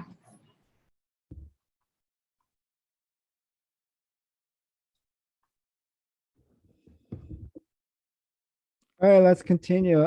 Matthew chapter 14, verse 22. Immediately, Jesus made the disciples get into the boat and then go ahead of him to the other side while he sent the crowds away. So the Matthew says immediately after the feeding of the 5,000, he sent the disciples like to other side. Chúng ta sẽ tiếp tục trong Matthew. Mọi người ngay Matthew đoạn 14 câu số 22. Đức Giêsu liền truyền cho các môn đệ xuống thuyền qua bờ bên kia trước, trong khi đó Ngài giải tán đám đông. Vậy thì ngay lập tức sau khi mà Chúa thực hiện xong phép lạ này thì Chúa sai môn đệ đi và Chúa giải tán đám đông. And John says, John explains why Jesus took that kind of actions. It's a John chapter 6, verse 14 to 15. Và Giăng đoạn 6 câu 14-15 đã giải thích vì sao Chúa lại có hành động như vậy. Therefore, when the people saw the sign which he had performed, they said, "This is truly the prophet who is to come into the world." So Jesus, perceiving that they were intending to come and then take him by force to make him king, because of this reason, Jesus withdrew again to the mountain by himself alone. Khi đã thấy các lạ Ngài làm, người ta bảo nhau, người này chính là vị tiên tri đấng phải đến thế gian. Rồi vì biết rằng họ sắp đến ép Ngài lên làm vua, Đức Giêsu lại lánh lên núi một mình. Vì lý do mà Chúa biết là họ sắp ép Ngài lên làm vua nên Chúa đã lánh đi. See, only a few weeks before, the Herod, had the John Baptist beheaded because he did not like what he heard from him. Okay, so Jesus just heard, John Baptist that died. Và chỉ cách đấy vài tuần thôi, Herod đã chặt đầu Giăng Baptist vì ông ta không thích điều ông ta nghe được từ Giăng, và và Chúa Giêsu cũng mới nghe được tin là được tin về Giăng. And after feeding of 5,000, the crowd got excited, and all of a sudden, they try to make Jesus as their king. Okay, this is more political figure. Và dân chúng sau khi mà chứng kiến Chúa làm phép lạ hóa bánh thì họ One đã of thì họ yeah, one đã of the Go ahead. please translate. Thì họ đã ép Ngài lên để làm vua và biến Ngài trở thành một nhân vật chính trị. See, one of the reasons that Jesus had a trouble explaining, Messiah to the people, because the people had a misconception. The Messiah has to be the political figure. Và có một vấn đề ở đây rất là khó để mà Chúa có thể giải thích về đấng cứu thế cho người dân, bởi vì vốn dĩ là họ đã luôn luôn có một cái suy nghĩ rằng đấng cứu thế phải là một nhân vật chính trị. So the Lord Jesus, knowing his time was not yet come, so he wanted to avoid trouble, any trouble with the Roman government, and withdraw from Galilee. So that's why he sort of withdrew again to the mountain by himself. Và Chúa Giêsu bởi vì Ngài biết thời điểm mình chưa đến nên Ngài muốn tránh những cái rắc rối này, và Chúa rời khỏi Galilee, và một lần nữa Chúa lại lánh lên núi. All right, let's look at the map again. Let's try to understand what happens. Hãy xem lại cái bản đồ này và để hiểu điều gì đang xảy ra. So as I say that this Tekka is the traditional site for the feeding of 5,000. Địa điểm là Tapa này là nơi mà đã diễn ra cái phép lạ hóa bánh cho 5.000 người ăn. So when he heard about the John Baptist, he went to this place and then he performed the feeding of the 5,000. Và khi mà nghe tin về Giăng thì Chúa đã đến địa điểm này và thực hiện phép lạ ở tại đây. And then after feeding of 5,000, he went to the mountain, but he sent the other disciples to Bethsaida. Và sau khi mà đã thực hiện xong phép lạ, Chúa lên núi vẫn là tại khu vực Ta-ba, và Chúa sai các môn đệ đi về phía Bethsaida. But according to Luke, they came to Bethsaida at first. Nhưng theo Luca thì đầu tiên họ đến Bethsaida. And actually, the John supports that idea, right? Because he mentioned the Philip and Andrew, and they both from the Bethsaida. Và Giăng cũng có một dụng ý khi mà ngài đề cập khi mà ghi chép của Giăng đề cập đến Philip rồi Andre là những người đến từ Bethsaida. But then how can you explain now Jesus sent the disciple to the Bethsaida if they are already in the Bethsaida? Vậy thì chúng ta sẽ giải thích như thế nào nếu như mà Chúa sai các môn đệ đến Bethsaida trong khi mà họ đang ở tại Bethsaida rồi. And another question is, where is that mountain? Và một câu hỏi nữa đấy là ngọn núi này ở tại đâu? And actually, there is no mountain around near the town. Thực tế thì không có ngọn núi nào ở gần những cái thành này. There are many hills, but not really mountain. Có nhiều đồi nhưng mà không có núi. But you can find some like a little higher level places on the left side of the Jordan River. Okay. Nhưng tuy nhiên thì bạn vẫn có thể tìm thấy một vài nơi cao ở bên trái sông Giô-đanh. So that's why this is one of the heated topic, whether the left side of the Jordan River can be part of the Bethsaida. Nên đây là lý do vì sao mà các học giả lại tranh luận ở phía bên trái sông Giô-đanh cũng có thể là một phần của Bethsaida. So some suggest that according to the new study, some suggest that the first place was probably on the left side of the Jordan River, but still part of the Bethsaida at that time. Và theo những nghiên cứu mới gần đây thì một vài người đã cho rằng điều này phép lạ này diễn ra ở bên trái sông Giô-đanh và phía bên trái sông Giô-đanh này cũng thuộc về khu vực Bethsaida. And then he performed the miracle on the left side. After that, he sent the people away, and then he goes to the mountain to prayer. Và sau khi phép lạ xảy ra thì Chúa đã sai các môn đệ rời đi và Chúa đã lên núi ở phía bên trái sông Giô-đanh này.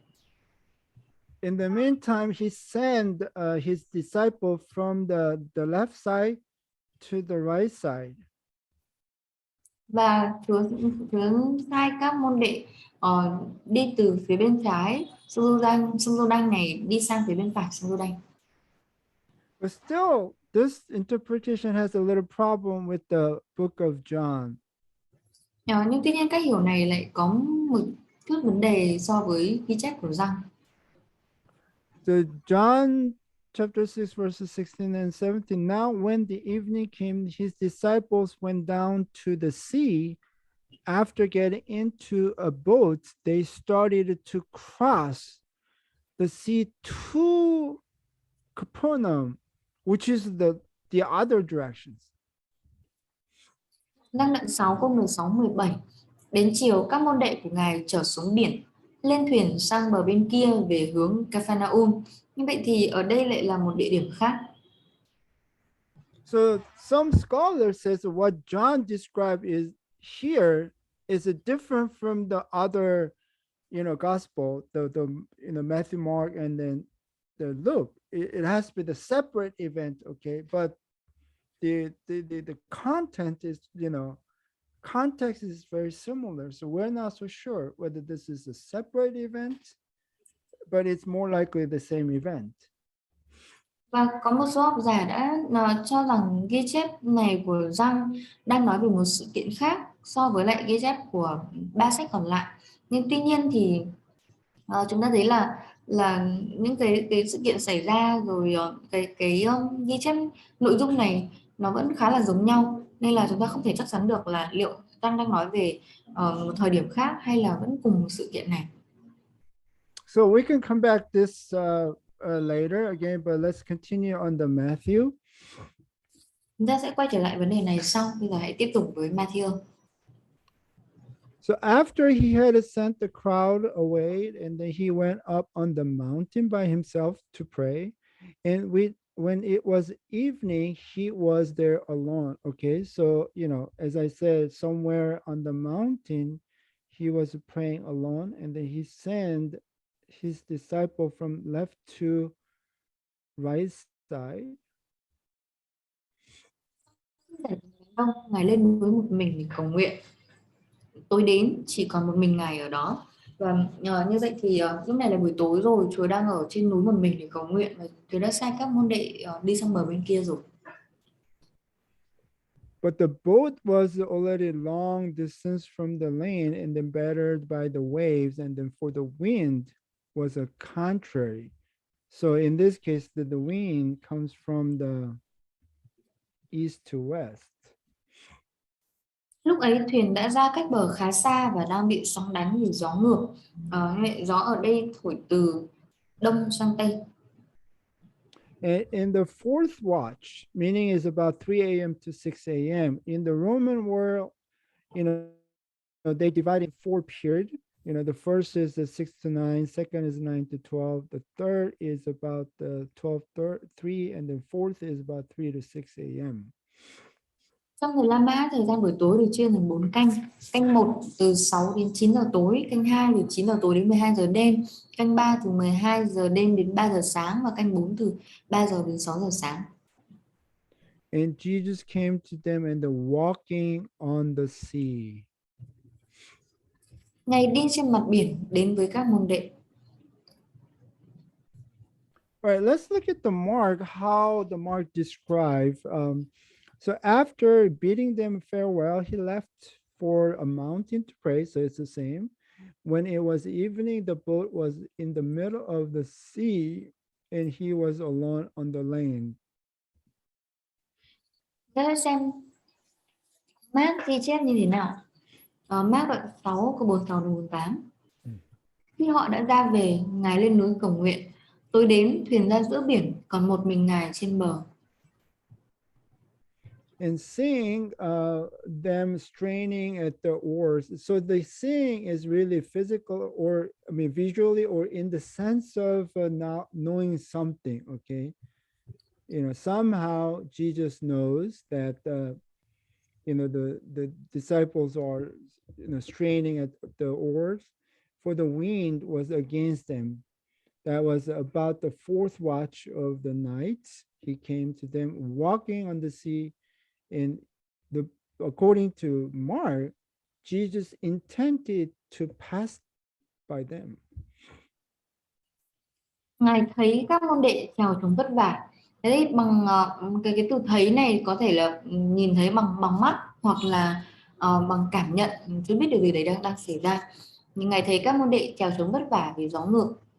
Khoảng 4 giờ sáng đêm ấy, Ngài đi bộ trên mặt biển đến cùng họ và Mark cho chúng ta biết là Chúa có ý định vượt qua họ. So when disciples saw Jesus walking on the sea, they were terrified and said, "It is a ghost." And they cried out in fear.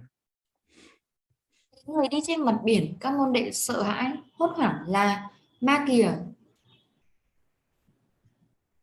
The Mark says the same thing. It was a ghost. Và Mark cũng nói điều đó, họ tưởng là ma. So the question is, why ghost? Câu hỏi là vì sao lại là ma? We talk about the angel, right? That they have sort of the angel concept. Và chúng ta còn nhớ là chúng ta còn nói về thiên sứ và họ có khái niệm về các thiên sứ. They believe that there is an angel behind you, every person, behind every person. Họ tin là mỗi người, tất cả mọi người đều có thiên sứ ở đằng sau mình. It's sort of the concept of the sort of the protection. Và đấy là khái niệm về sự bảo vệ, thiên sứ bảo vệ. So they might say it is she's the angel, but they said it is a ghost. Why ghost? Và nếu thế thì họ có thể nói là đó là thiên sứ, chứ về sau ở đây họ lại nói là ma kìa. So in that time, the large bodies of water were sort of the mystical to the people. So it was a common belief that the evil spirits live under those dark water. So in the midst of the storm, and sort of the evil spirit or ghosts of Jesus has like arisen. Trong thời đó thì những vùng biển rộng lớn vẫn còn là một sự bí ẩn đối với con người, và họ họ thường tin là các ác linh sống ở dưới những vùng biển đen tối này. Vậy thì trong trong cơn bão liệu có phải là một cái ác linh hay là một hồn ma của Chúa Giêsu xuất hiện hay không? So the Gentiles believe that when somebody drowned at the sea, their ghost would hover over the spot because they never received a decent burial. Okay. So, it might be possible that the disciple thought that the Jesus just, drowned, and then they see only ghost of Jesus. Các dân ngoại tin rằng khi mà có một người nào đó họ bị chết đuối ở dưới biển thì hồn ma của họ sẽ vẫn lảng vảng ở trên cái địa điểm đó, bởi vì là họ không được chôn cất tươm tất. Nhưng thế thì có thể các môn đệ nghĩ là Chúa Giêsu bị chết đuối và hồn ma của Chúa hiện lên. But immediately Jesus spoke to them, saying, "Take courage, it is I." But this is the Greek word ego eimi, is a very important term. Ego eimi is used like in the Old Testaments, when it says I am who I am, right? The concept of Yahweh, this I am who I am, it is in Greek. This is ego eimi, okay. Thì Đức Giêsu bảo hãy an tâm, chính ta đây. Từ ta này ở trong tiếng tiếng tức là trong trong cái ngôn ngữ được ghi chép là ego eimi, thì nó là một cái từ rất là quan trọng, và là ở trong kinh thánh cựu ước. Nó xuất hiện ở trong câu mà chính Đức Chúa Trời đã phán ta là đấng ta là, thì Chúa Giêsu sử dụng từ ego eimi này. So the Matthew implied like Jesus is the deity. What that means is like I say, Jesus trying to say that the I am sort of the divine. Thế thì Matthew có phải là Matthew đang đang muốn ngụ ý nói về thần tính của Chúa Giêsu hay không? So it was well understood within Jewish society that the only God could walk on water, and now here is this Jewish tzaddik, holy man, doing it, right? That Jesus is doing it. Và trong cộng đồng Do Thái họ hiểu rất rõ rằng chỉ có Đức Chúa Trời mới có thể đi trên mặt biển, và bây giờ ở tại đây thì vị thánh nhân người Do Thái này đang thực hiện điều đó. So this is the example from the Old Testament, like a Job chapter 9, verse 7 to 8. He speaks to the sun and it does not shine. He seals off the light of the stars. He alone stretches out the heavens and then treads on the waves of the sea. So this is the God. Đây là một vài ví dụ ở trong Kinh Thánh Cựu Ước. Trong sách Gióp đoạn 9 câu 7 câu 8, Ngài truyền lệnh cho mặt trời đừng mọc, Ngài đóng ấn niêm phong các vì sao, một mình Ngài trải các tầng trời ra và chà đạp các ngọn sóng biển, nói về Đức Chúa Trời. So the Psalm chapter 77 verse 19, your way was in the sea and then your path is in the mighty water. So, several like Old Testament verses shows that the God could walk on water. Thi Thiên đoạn 77 câu 19, con đường của Ngài xuyên qua biển cả, các lối đi của Ngài vượt qua biển sâu. Thấy không? Có một vài ghi chép ở trong Kinh Thánh Cựu Ước cho thấy chỉ có duy nhất Đức Chúa Trời mới có thể đi trên mặt biển. And this is another first century Jewish this is the book of Shirach. This is the BC, first century BC, and then It says the I, meaning the wisdom, okay, came out of the mouth of the Most High. It says, I have walked in the waves of the sea.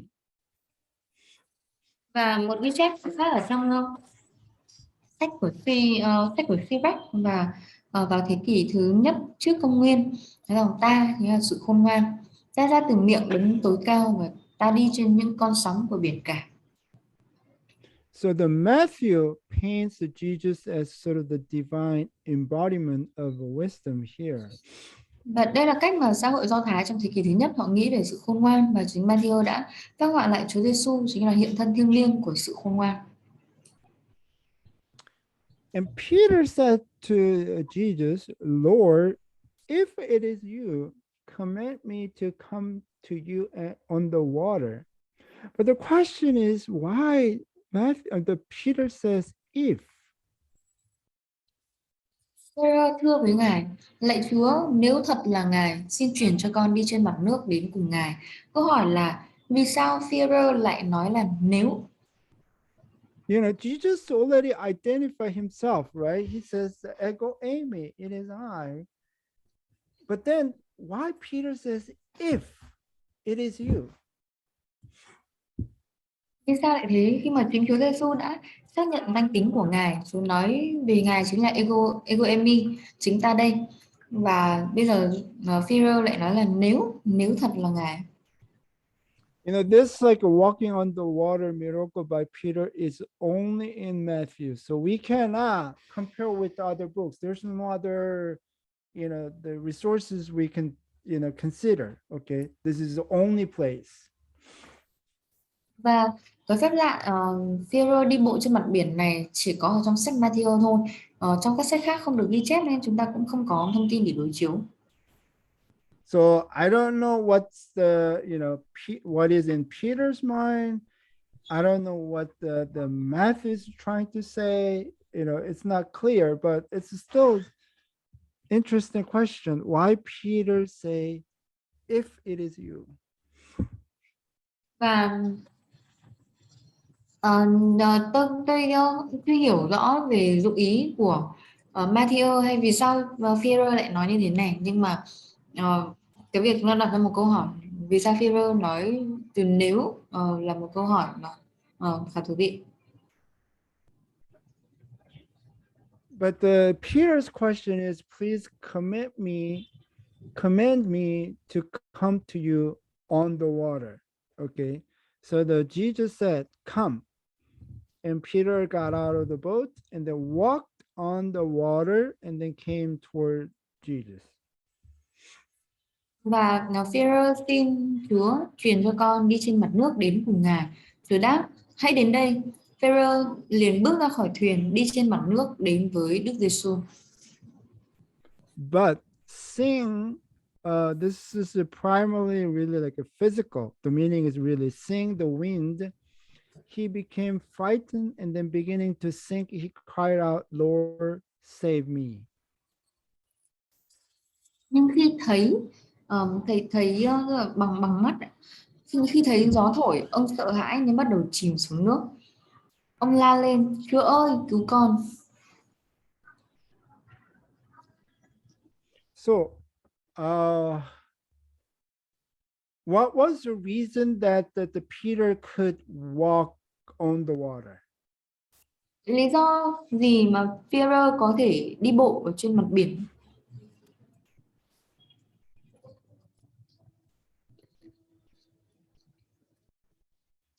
And then what was the reason that the Peter, you know, the sank to to the water? Và vì lý do gì mà Phêrô lại chìm xuống nước?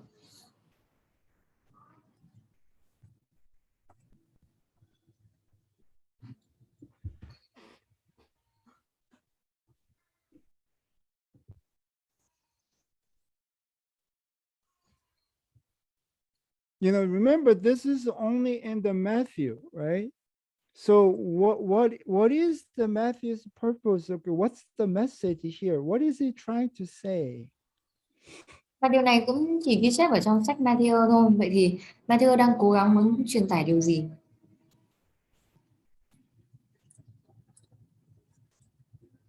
Well, I think this is you know, a good topic to talk about, you know. So Nghĩa đây là một chủ đề khá tốt để chúng ta có thể chia sẻ với nhau.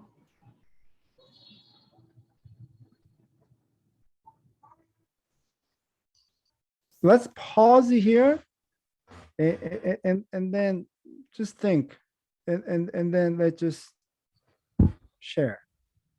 Chúng ta hãy tạm dừng một chút, hãy suy nghĩ và hãy chia sẻ cùng nhau.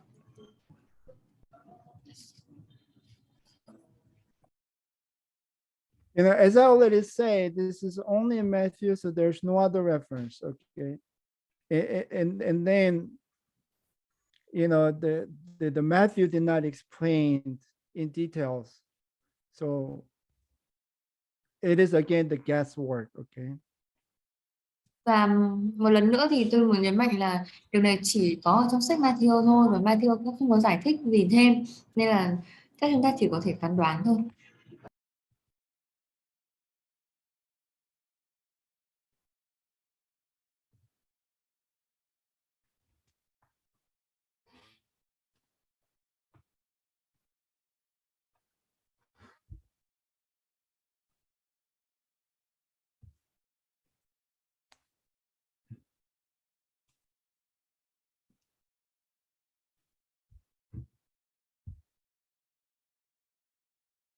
Any volunteer?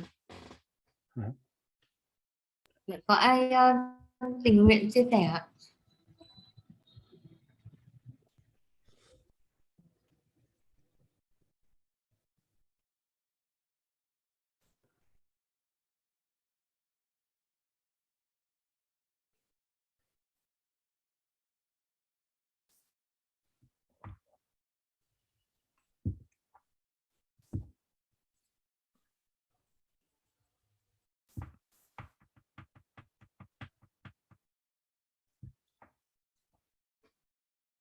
Well, I'll give you 5 minutes. Tôi sẽ dành cho mọi người 5 phút ạ.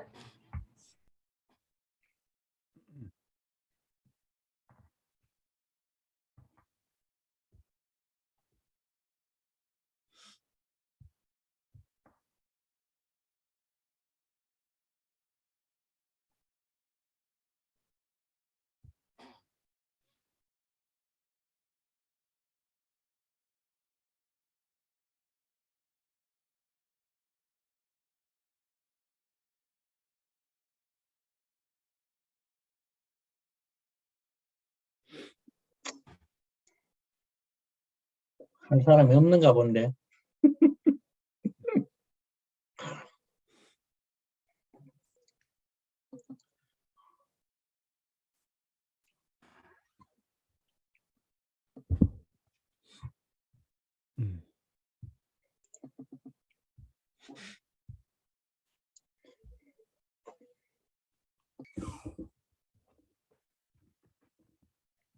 Okay, time's up. Any volunteer?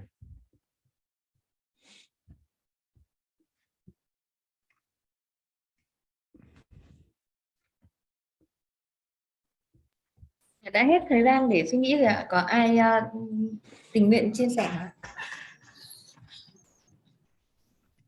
So we have one comment.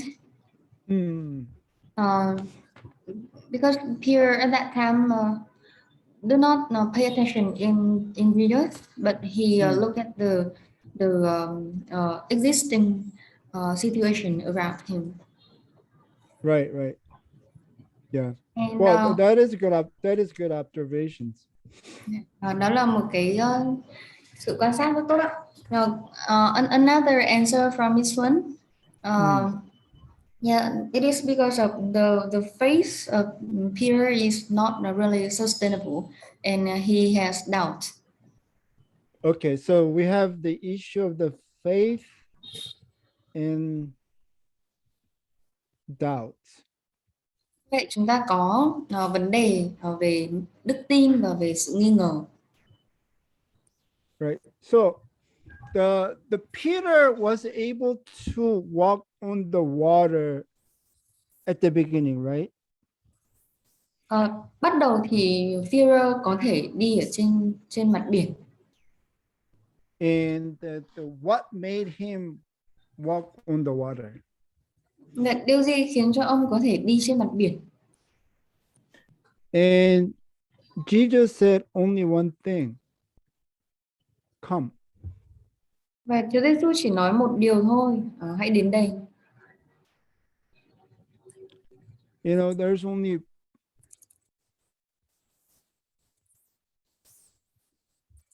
only one thing, his word. Thì một điều duy nhất đấy chính là có lời của Ngài. Right? So when Peter just stick to that word, you know, the come, he was able to walk on the water. Khi mà Führer có lời của Chúa nói rằng hãy đến đây thì Führer có thể đi trên mặt biển. But as soon as he started, he faced the reality, which is the wind. Ngay khi ông bắt đầu thì ông cũng phải đối diện với thực tế, đấy chính là ông nhìn thấy gió. And then he immediately became frightened. Ngay lập tức ông đã trở nên sợ hãi. So what did he doubt about it? Vậy thì ông nghi ngờ điều gì?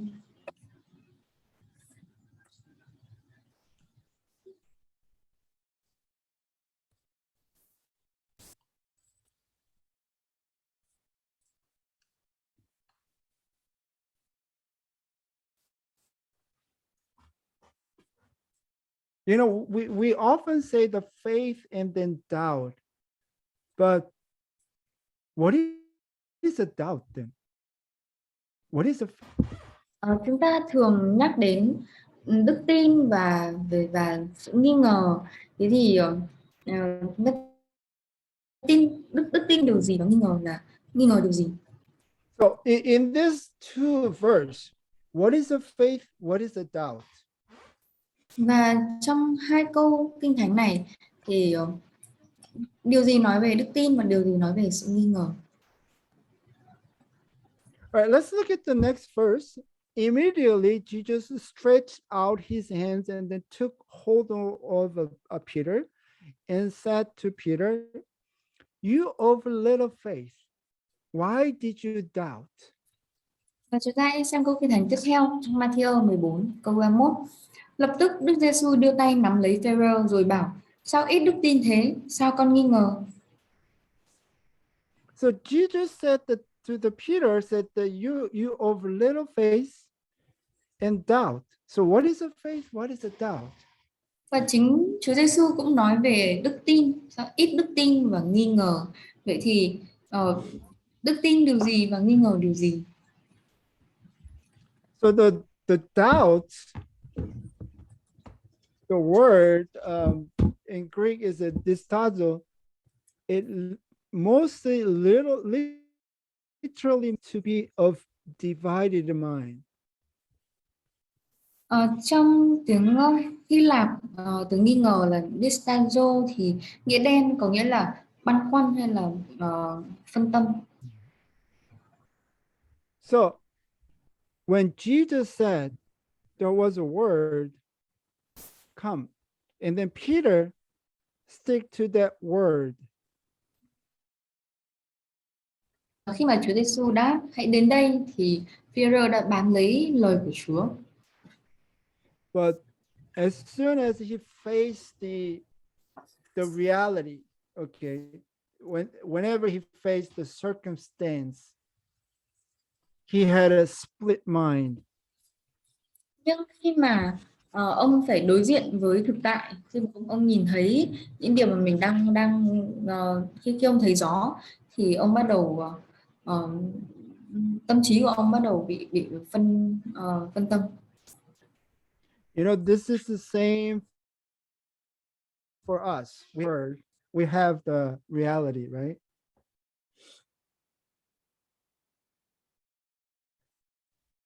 We have the same thing every day. We have the word, but we have the reality too. Và đây là điều mà cũng xảy ra với chúng ta hàng ngày. Chúng ta có lời của Chúa và chúng ta cũng có cái thực tế mà chúng ta phải đối diện. So when we read a word, we think we have a faith, but when we, you know, when we have the reality, you know, then we became frightened too. Khi chúng ta có lời của Chúa thì chúng ta có đức tin, nhưng khi mà đối diện với thực tế thì chúng ta lại trở nên sợ hãi. You know, our mind also divided, you know, split it. Và tâm trí của chúng ta thì cũng bị phân tâm. So I think that is one of the message, like I say, Jesus said, "Come." You know, that was the word. Và tôi nghĩ đấy là một điều mà Matthew đang muốn truyền tải khi mà Chúa nói hãy đến đây là lời của Chúa.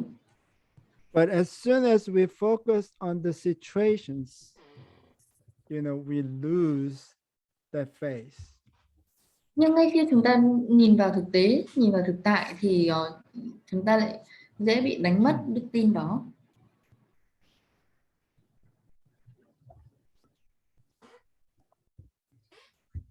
So, you know, to overcome the fear with the unshakable trust and the faith in Jesus, it takes effort and then practice. It doesn't come naturally. Để có thể vượt qua nỗi sợ bằng sự tin cậy và bằng đức tin ở nơi Chúa Giêsu một cách không lay chuyển, thì chúng ta cần phải có sự nỗ lực và phải thực hành. Nó không có xảy ra một cách tự nhiên. So when they got into the boat, the wind stopped, and those who were in the boat, there's a big change here, worshipped him, saying, "You are certainly God's son." Khi họ lên thuyền, gió ngừng thổi và có một sự thay đổi rất lớn ở đây là các môn đệ ở trên thuyền quỳ lạy Chúa và thưa: Thầy thật là con Đức Chúa Trời. See, until now, the even disciple think that, you know, Jesus as a teacher, you know, holy man, but still man. Cho đến thời điểm này thì các môn đệ vẫn nghĩ về Chúa Giêsu là thầy, là một thánh nhân, nhưng mà họ vẫn coi Chúa Giêsu như vẫn chỉ là một con người thôi. But here they're saying that you are certainly God's son, divinity. Nhưng ở đây thì họ nói rằng Chúa Giêsu chính là con của Đức Chúa Trời, cái thần tính của Chúa Giêsu. So that's why Matthew said that they worshipped Jesus here. Nên đó là lý do vì sao Matthew ghi chép họ quỳ lạy, họ thờ lạy Chúa. So in the Matthew chapter 14, one of the important topic is Jesus' identity. Remember, it starts from the, you know, healing man, teacher, and now it's going to the Messiah, but not the political Messiah, more, you know, it is a different level of the Messiah. Và chúng ta nhớ rằng trong Matthew 14, Chúa Giêsu dần dần Chúa bày tỏ về chính Ngài, về thần tính của Ngài. Bắt đầu dần dần từ những phép lạ Chúa làm, phép lạ chữa lành, phép lạ hóa bánh, cho đến như sự bày tỏ về đấng cứu thế, và các mức độ bày tỏ khác nhau của Chúa về việc Ngài chính là Chúa đấng cứu thế. But the Mark says a little different. Then he got into the boat with them and the wind stopped. And they were utterly astonished, for they had not gained any insight from the incidents of the loaves, but their hearts were hardened. Mark lại cho chúng ta một ghi chép khác. Ngài vừa bước lên thuyền với họ thì gió lặng yên. Mọi người đều kinh ngạc vì họ vẫn không hiểu phép lạ hóa bánh và lòng họ còn cứng cỏi. You know, according to the Matthew, they worship him, right? And then saying that you are certainly God's son. But according to Mark, it says they did not gain any insight, Theo and Matthew their thì heart was hardened. họ đã nhận ra và họ thờ phượng Chúa và nói rằng thầy thật là con Đức Chúa Trời. Nhưng theo Mark thì họ vẫn chưa hiểu, họ không hiểu điều gì từ phép lạ và lòng họ vẫn còn cứng cỏi. Right. So in the book of Mark, the primary reason was to teach the disciple a lesson in faith. Như vậy thì từ sách Mark chúng ta thấy lý do chính là Chúa muốn dạy các môn đệ một bài học về đức tin. So if you go back to the Mark chapter 5, there are three miracles, and then also healing miracles are the public performance. Quay trở lại trong sách Mark đoạn 5, chúng ta thấy có 3 phép lạ và cả 3 phép lạ này đều là những phép lạ chữa lành và Chúa thực hiện một cách công khai. But in the chapter 6, it's the multiplication of the loaves and the fish, and then the calming the wind. This sort of the nature miracles are witnessed only by the disciples. The people only got the bread, but the actual action was probably just witnessed by only the disciples. Như trong sách Mark đoạn 6 thì các phép lạ hóa bánh và cá cũng như của dẹp yên bão biển thì những phép lạ trên thiên nhiên này chỉ được các môn đệ chứng kiến thôi. Tức là ở trong phép lạ hóa bánh thì mặc dù người dân nhận được bánh và cá, nhưng mà cái sự hóa ra thì chỉ có các môn đệ là người nhìn thấy. So according to Mark, even though Jesus performed these miracles public or to the disciples, the main thing is they did not understand the true meaning of the miracles. Và điều mà Mark muốn thể hiện đấy là kể cả khi các môn đệ nhìn thấy những phép lạ được thực hiện giữa dân chúng, hay là những phép lạ được thực hiện với chính các môn đồ, nhưng mà họ vẫn chưa thực sự hiểu về bản chất của Chúa Giêsu. So although the disciples, now sort of acknowledge like the Jesus' identity as a sort of his really divine, figure, he's really God's son, yet according to Mark, they still did not fully understand the meaning of the feeding of 5,000. Và theo Matthew thì đến thời điểm này các môn đệ đã công nhận thần tính của Chúa và công nhận rằng Chúa Giêsu chính là con của Đức Chúa Trời. Nhưng mà theo Mark thì họ vẫn chưa thực sự hiểu được về phép lạ hóa bánh. And the reason is their heart was hardened. Và lý do đấy là lòng họ còn cứng cỏi.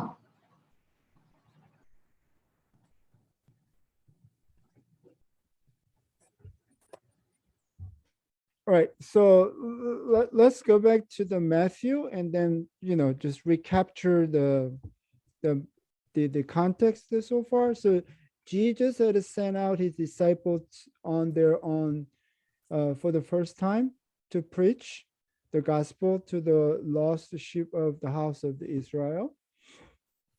Quay trở lại trong tiến trình thì Chúa Giêsu đã sai phái 12 môn đệ của Ngài lần đầu tiên tự ra đi để truyền giảng tin lành cho chiên lạc của nhà Israel. And he gave them the authority over unclean spirit and then the power to heal disease. Và Ngài đã ban cho họ uy quyền trên các tà linh và quyền năng để chữa lành bệnh tật. And now they were returning from their preaching tour. So this is kind of the debriefing sessions. Bây giờ họ quay trở lại từ chuyến đi truyền giảng của mình và nó gần giống như là phiên báo cáo công việc. And as the master teacher, the Lord Jesus wanted to reinforce the lesson. Okay, so this is the sort of the teaching moment. Vì là thầy, Chúa Giêsu muốn củng cố những bài học và đây là những khoảnh khắc để dạy dỗ. And Jesus did this to convict each of disciples of their lack of faith. You know, they think they have a faith, okay? But the Jesus said, like, no, you know, you claim that you have a faith, but actually you don't have the faith. Và Chúa Giêsu đã làm điều này để kết án sự thiếu đức tin của mỗi môn đệ. Mặc dù họ nói rằng họ có đức tin, họ tin Chúa Giêsu, nhưng mà Chúa nói là không các con chưa thực sự có đức tin đâu. And later we will figure, I mean, we can know what the disciples thought. You know, they are quite different from what Jesus, you know, sort of project. Và về sau thì chúng ta biết được là suy nghĩ của mỗi môn đệ rất là khác biệt so với điều mà Chúa muốn nói. So when they had a crossover, they came to land at Gennesaret. So, you know, so they try to go to other side, but there's a wind. So they just, you know, maybe floating around. And then they finally came back to Gennesaret. Qua bên kia biển rồi, Đức Giêsu và các môn đệ lên bờ ở vùng Gennesaret. Như vậy thì mặc dù họ muốn đến Bethsaida nhưng vì gió ngược nên là chắc là họ đã bị trôi, thuyền đã bị trôi đi và họ đến một khu vực khác, đấy là Gennesaret. So this is the picture of the area. It's very plain area there. Đây là bức ảnh về khu vực này. Đây là một vùng đồng bằng. So this is the description of the Gennesaret according to the Josephus. It says it's skirting the lake of Gennesaret, meaning the Sea of Galilee. You know, also bearing the name lies a region whose natural properties and then beauties are the very remarkable. Okay. Đây là ghi chép theo Josephus về vùng Gennesaret, quanh hồ ở biển Galilee, và cũng mang cái tên đó, chính là một khu vực có tài nguyên và có vẻ đẹp. So it has very fertile soil, and then it grow every species. You know, it's very good soil, very good land. Tại nơi này thì đất đai màu mỡ và họ có thể trồng được tất cả các loài.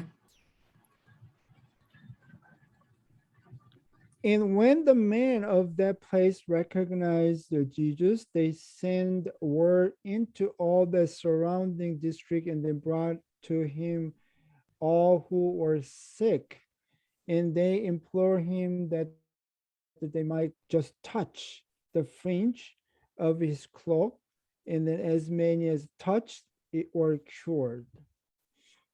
Dân vùng đó nhận ra Ngài thì sai người loạn xung quanh và họ đem tất cả người bệnh đến với Ngài. Họ xin Ngài cho phép chỉ sờ đến gấu áo Ngài mà thôi, và ai sờ đến Ngài đều bệnh hoàn toàn.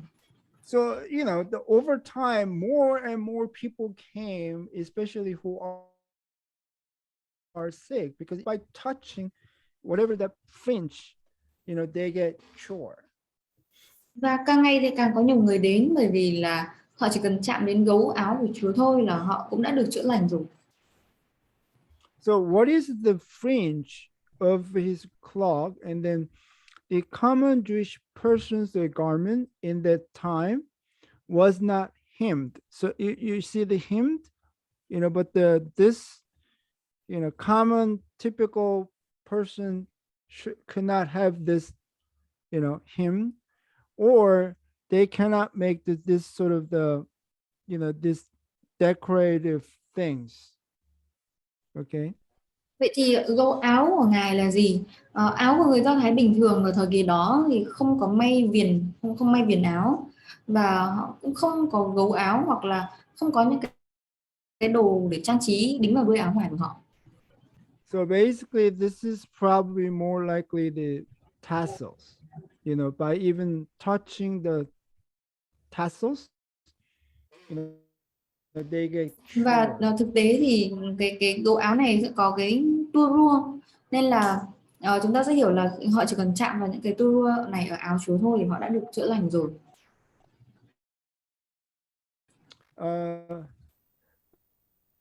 But after the 5,000, actually, the John informs a setting for the gospel to be preached the next day in Capernaum. Và Giăng cho chúng ta biết bối cảnh về tin lành được rao giảng ngày hôm sau ở tại Capernaum. All right, let's go back to the John. The next day, the crowd that stood on the other side of the sea saw that there was no other small boat there except one, that Jesus had not entered with his disciple into the boat, but his disciple had gone away alone. Ngày hôm sau, đàn dân còn ở lại bên kia biển hồ, thấy ở đó chỉ có một chiếc thuyền, mà Đức Giêsu thì không xuống thuyền với các môn đệ, chỉ có các môn đệ của Ngài chèo đi thôi. So the crowd themselves got into small boats and then came to Capernaum seeking Jesus. Vì vậy, khi đoàn dân không thấy Đức Giêsu và các môn đệ Ngài ở đó, thì lên thuyền đến Capernaum để tìm Đức Giêsu. And Jesus answered them and said, truly, truly, I say to you, you seek me not because you saw sign, but because you ate of the loaves and then were filled. Đức Giêsu đáp, thật vậy, ta bảo các người tìm ta chẳng phải vì đã chứng kiến các dấu lạ, nhưng chỉ vì được ăn bánh no nê. So the crowd wanted to make Jesus king because he provided a sort of the welfare program for their physical need. Như thế thì đoàn dân muốn Chúa Giêsu làm vua bởi vì Ngài có một chương trình phúc lợi cho họ để đáp ứng nhu cầu vật chất của họ. And the next day in the Sabbath service at the synagogue in the Capernaum, the Lord Jesus explained the real meaning of the miracle. Okay. He was the bread of the life. Ngày hôm sau trong lễ Sa-bát tại hội đường ở Capernaum, Chúa Giêsu giải thích chi tiết ý nghĩa thật của phép lạ, chính Ngài là bánh hằng sống. All right, so let's wrap up the story again. So Jesus performed the many miracles. Quay trở lại trong câu chuyện này một lần nữa, Chúa Giêsu đã làm rất nhiều phép lạ. And with the miracles, he delivered the gospel, the good message, right? Which is the good news, which is the story about the kingdom of heaven. Và qua việc phép lạ đấy thì Chúa Giêsu đã bày tỏ Chúa đã bày tỏ tin lành của Ngài và tin lành về nước thiên đàng. And people still don't understand, so that Jesus performed the more miracles. Nhưng mọi người vẫn chưa hiểu nên là Chúa Giêsu lại làm nhiều phép lạ hơn nữa. And now Jesus performed the feeding of 5,000. Và bây giờ Chúa Giêsu làm phép lạ hóa bánh cho 5.000 người ăn. And then the real message is not just give you the food. That's not the message. He's trying to tell them that Jesus is the source of life. Và phép lạ này không phải chỉ để cho mọi người có đồ ăn thôi, nhưng mà Chúa Giêsu đang muốn bày tỏ rằng chính Ngài là nguồn của sự sống. So that's the message. Like Jesus say, I am the bread of the life. Và đó sứ điệp Chúa nói rằng chính ta là bánh hằng sống. Remember, Jesus trying to reveal the identity of Messiah. Và chúng ta cũng nhớ là Chúa đã cố gắng để bày tỏ chính nhân tính của Chúa, đấy là Chúa là đấng cứu thế. And one of the very important points is that the suffering Messiah. Và một điều rất quan trọng đấy chính là đấng cứu thế chịu khổ. He came to suffer and he came to die on the cross, but people did not have any concept of that. Ngài đến để chịu khổ, Ngài đến để chịu chết trên thập tự giá, nhưng mà mọi người không thể hiểu được những ý niệm đó. So even though Jesus performed the feeding of 5,000, people did not understand, and the disciple did not understand either. Nên vì thế khi mà Chúa Giêsu đã làm phép lạ hóa bánh cho 5.000 người ăn thì người dân không thể hiểu, và chính các môn đệ cũng không hiểu được.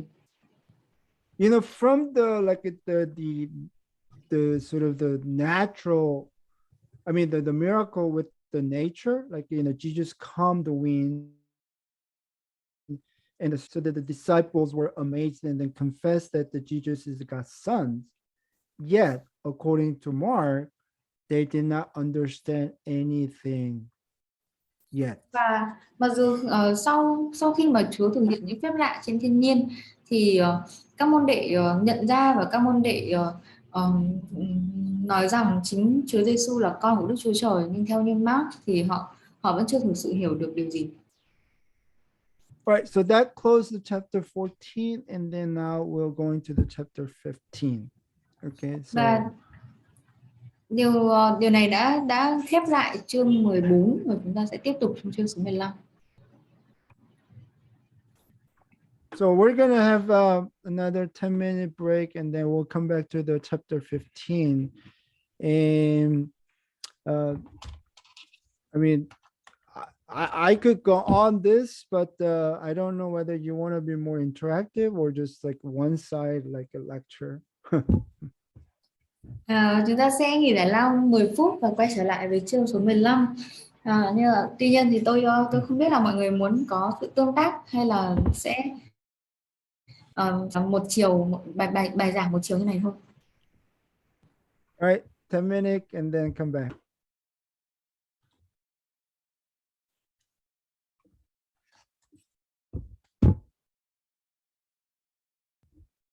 All right, let's go to the chapter 15, verse 1 and 2. And then Pharisees and experts on the law came from Jerusalem to Jesus and said, "Why do your disciples disobey the tradition of the elders? For they don't wash their hands when they eat." Chúng ta sẽ đến với Matthew chương số 15, câu 1, câu 2. Sự thách thức truyền thống và sự tinh sạch theo nghi lễ.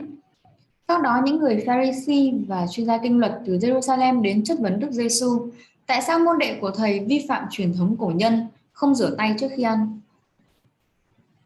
So the first, the Pharisees and the expert on the law, that there are the synagogue leaders, Pharisees and the scribes, and they're coming, to Jesus for the theological battle. Các lãnh đạo hội đường gồm những người Pharisee và các chuyên gia kinh luật, họ đến để tranh cãi về thần học với Chúa Giêsu. And they're coming from Jerusalem. The Jerusalem is the piety center of the Holy Land. Okay, they're coming actually from the far distance. Và họ đến từ Jerusalem, trung tâm sùng kính của vùng đất thánh. Họ đến từ phương phía xa ở phương đông. And the other thing is that the temple system, the priesthood, seems to have taken little notice of Jesus so far. So far, the conflict is between the Pharisees and the scribes, not much between the temple priest and the Jesus. Và cho đến bây giờ, hệ thống đền thờ bao gồm những người lãnh đạo đền thờ và các thầy tế lễ dường như chưa để ý nhiều đến Chúa Giêsu. And this is specific washing is a ritual ceremonial thing. It's called the Nitila Yadayim. Và sự rửa tay này là một vấn đề thuộc về nghi lễ, được gọi là Untitled Chapter. So even modern days, like in the Israel, if you go to the synagogue, you can see this sort of hand washing stations. Và ngày nay trong thời hiện đại này, khi mà chúng ta đến Jerusalem, đến đền thờ, thì chúng ta vẫn thấy có những cái địa điểm để rửa tay ở ở bên ngoài. So the cup has usually one hand or two hands. So you just grab it and then you just like you pour the one side three times and then the other side three times, or one side three times, the other one time. I mean, it depends on the synagogue, but the idea is you are supposed to wash your hands. Và cái cốc này thì có thể là cốc có một quai hoặc là cốc có hai quai. Vì bạn sẽ cầm vào tay này và đổ nước 3 lần để rửa tay kia, hoặc là cầm tay kia đổ nước và rửa tay còn lại 3 lần. Nhưng mà loại cốc sẽ khác nhau tùy thuộc vào các đền. Điều quan trọng là sẽ cần rửa tay. And after the washing, they just recite this the sentence. Okay, the meaning is this, like, blessed are you, Lord our God, King of the universe, who has sanctified us with your commandments, and then command us concerning the washing of the hands. So the last word becomes the name of this ceremony.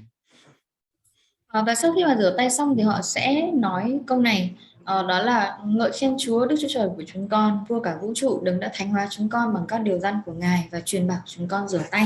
Vậy điều quan trọng là cái cụm từ rửa tay nó đã trở thành cái ý nghĩa chính của câu nói này. Netilat Jarajim. So in terms of origin, we're not so sure, but it's probably related to the ritual purity from the Second Temple period. Và chúng ta cũng không chắc chắn được vì sao lại xuất hiện cái nguồn gốc của cái tục lệ rửa tay này, nhưng mà theo truyền thống Netilat Jarajim nó xuất hiện liên quan nhiều đến cái sự ô uế theo nghi thức và xuất phát từ giai đoạn đền thờ thứ hai. So nowhere in the law of Moses that God required his people to wash their hands before eating. It's only for the priests. They do the temple ritual, okay, but not for the ordinary people.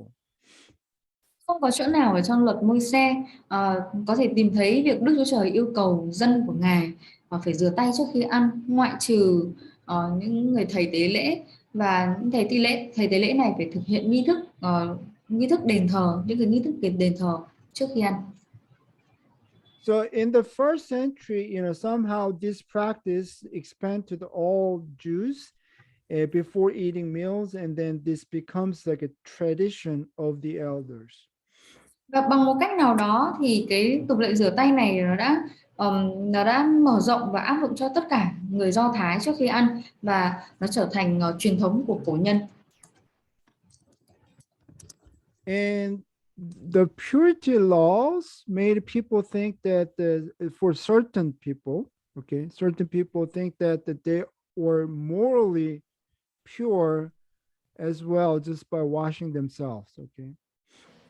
Và cái luật tẩy sạch này, cái luật mà áp dụng cho một vài người nhất định, khiến cho mọi người nghĩ rằng những cái việc rửa tay bằng cách rửa tay thôi thì họ cũng được tinh sạch về mặt đạo đức. And then Mark actually explains a little bit more details. Here it says that the Pharisees and then some of the scribes, okay, and they gathered around him, like when they come from the Jerusalem, and then it says that the four Pharisees and all the Jews do not eat unless they carefully wash their hands, thus observing the tradition of the elders. Mark có giải thích chi tiết hơn. Có mấy người Pharisee và các chuyên gia kinh luật từ Jerusalem xuống họp nhau cùng đến gặp Đức Giêsu. Người Pharisee và cả dân Do Thái đều không ăn nếu không rửa tay theo tục lệ cổ truyền. And when they come from the marketplace, why marketplace? Because this is the proximity of the Jews to Gentiles. Okay, they are close to the Gentiles in the marketplace. They do not eat unless they cleanse themselves, because everything the Gentile touch was made unclean. So just to make sure that they themselves to clean, they wash their hands. Và nếu không nhúng hẳn tay vào nước theo lệ thanh sạch khi ở chợ về, vì sao lại là ở chợ? Bởi vì khi mà ở chợ thì người Do Thái sẽ ở gần với dân ngoại. Khi ở chợ về nếu không nhúng hẳn tay vào nước theo lệ thanh sạch, họ cũng sẽ không ăn, vì bất cứ thứ gì người ngoại chạm vào đều là ô uế.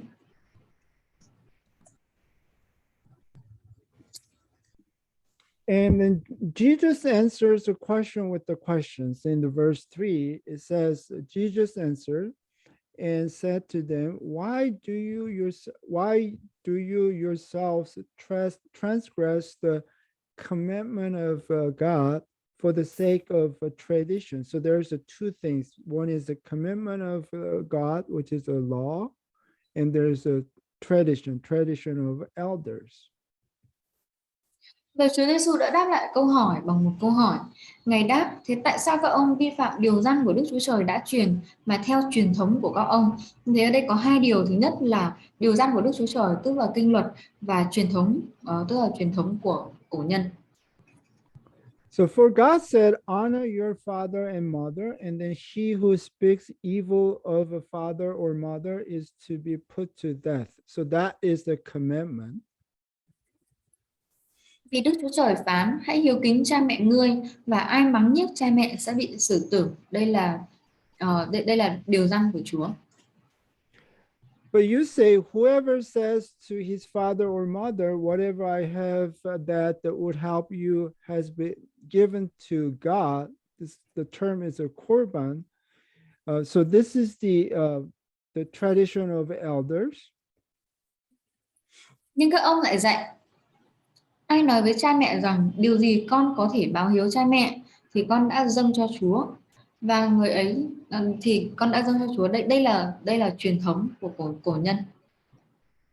So the korban, the meaning is it's a dedicate to God. Okay, so you are supposed to support your parents, but you don't want to give that to your parents. So you said, korban, this is dedicated to God, so I cannot give this to my parents. Và korban có nghĩa là dâng cho Chúa, dâng cho Đức Chúa Trời. Và có nghĩa là nếu như mà một người lẽ ra phải phụng dưỡng cha mẹ, nhưng mà họ không muốn làm điều đó, nên là họ nói là con đã dâng cho Chúa rồi, nó đã trở thành korban rồi, để họ không cần phải báo hiếu cha mẹ nữa. So what Jesus said is that you invalidate the word of God, the law, for the sake of your tradition, Như thế các ông đã hủy bỏ lời dạy của Đức Chúa Trời và theo truyền thống của các ông. And this is sort of on this fragment, there's a 4 letter, and this 4 letter is just maybe spelled like the korban. So this is from the 1st century. Và ở cái bít đá cái câu được khắc ở trên đá này được đọc là korban ở trong tiếng Hebrew, và nó đã có niên đại từ thế kỷ thứ nhất sau công nguyên.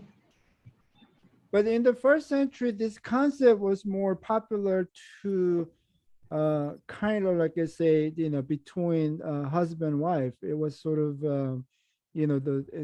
for the divorce. Tuy nhiên trong thế kỷ thứ nhất thì korban lại trở thành một cái khái niệm mà nó cũng được sử dụng khi mà họ ly dị. Let's say that if the house would have gone to your divorced wife,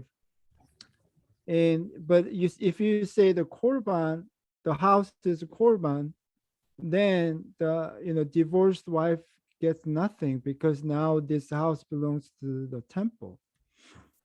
Nếu như ngôi nhà được giao cho người vợ bị ly dị, nhưng mà họ nói là họ dâng cho Chúa, co ban cái ngôi nhà này thì lúc này người vợ bị ly dị không có gì cả, vì ngôi nhà đã thuộc về đền thờ rồi.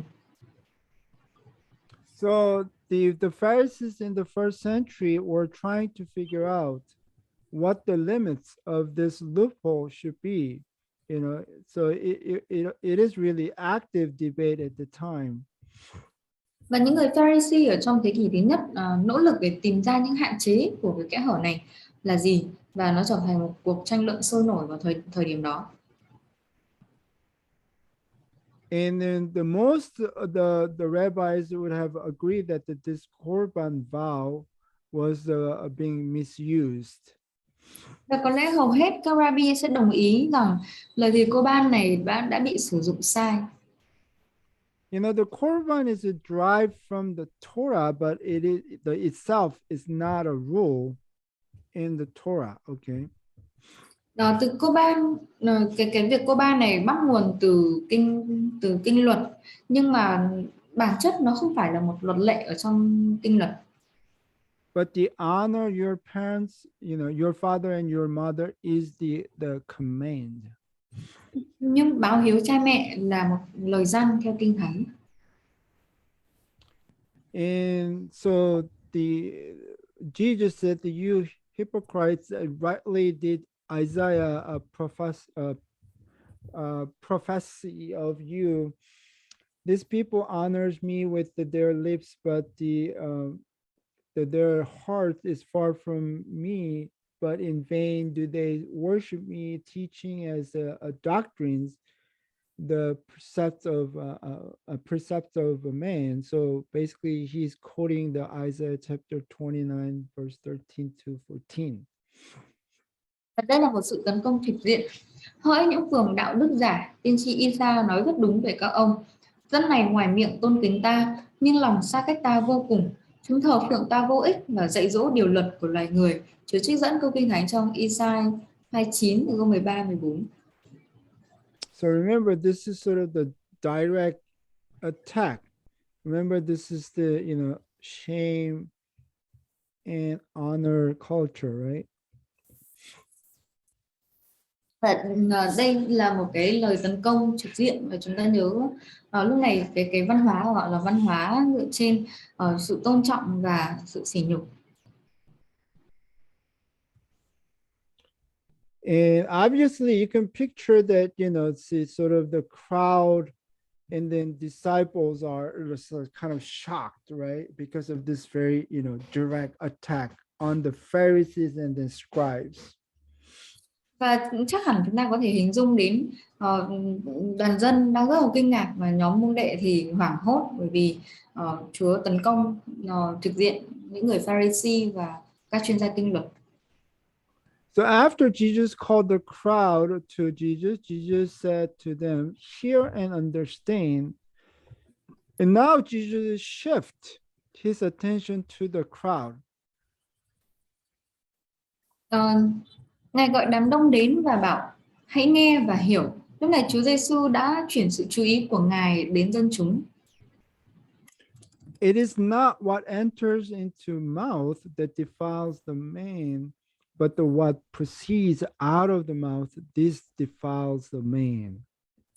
Không phải cái gì ăn vào miệng làm cho người ta ô uế, nhưng cái gì phát xuất từ miệng mới làm ô uế người ta. Remember, the issue was what is clean and unclean.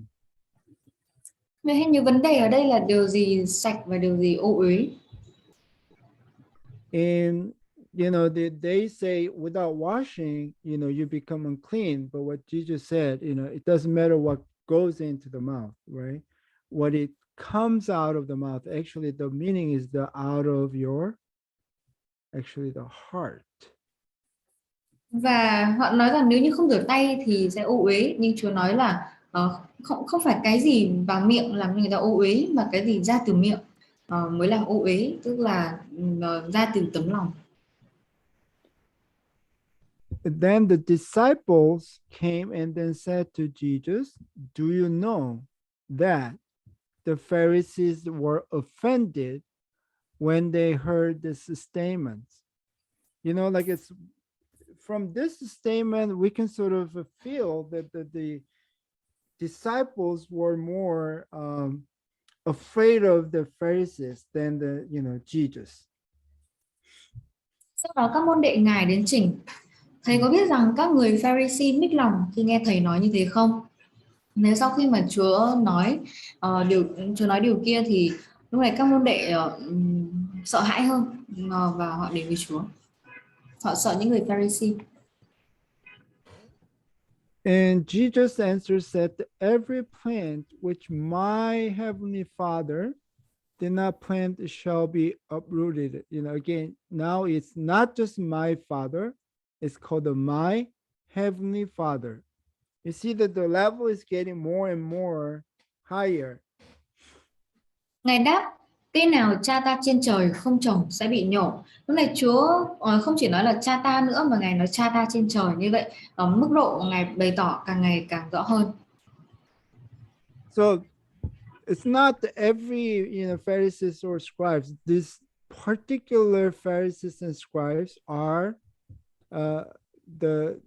the representative of the seeds not planted by my Father.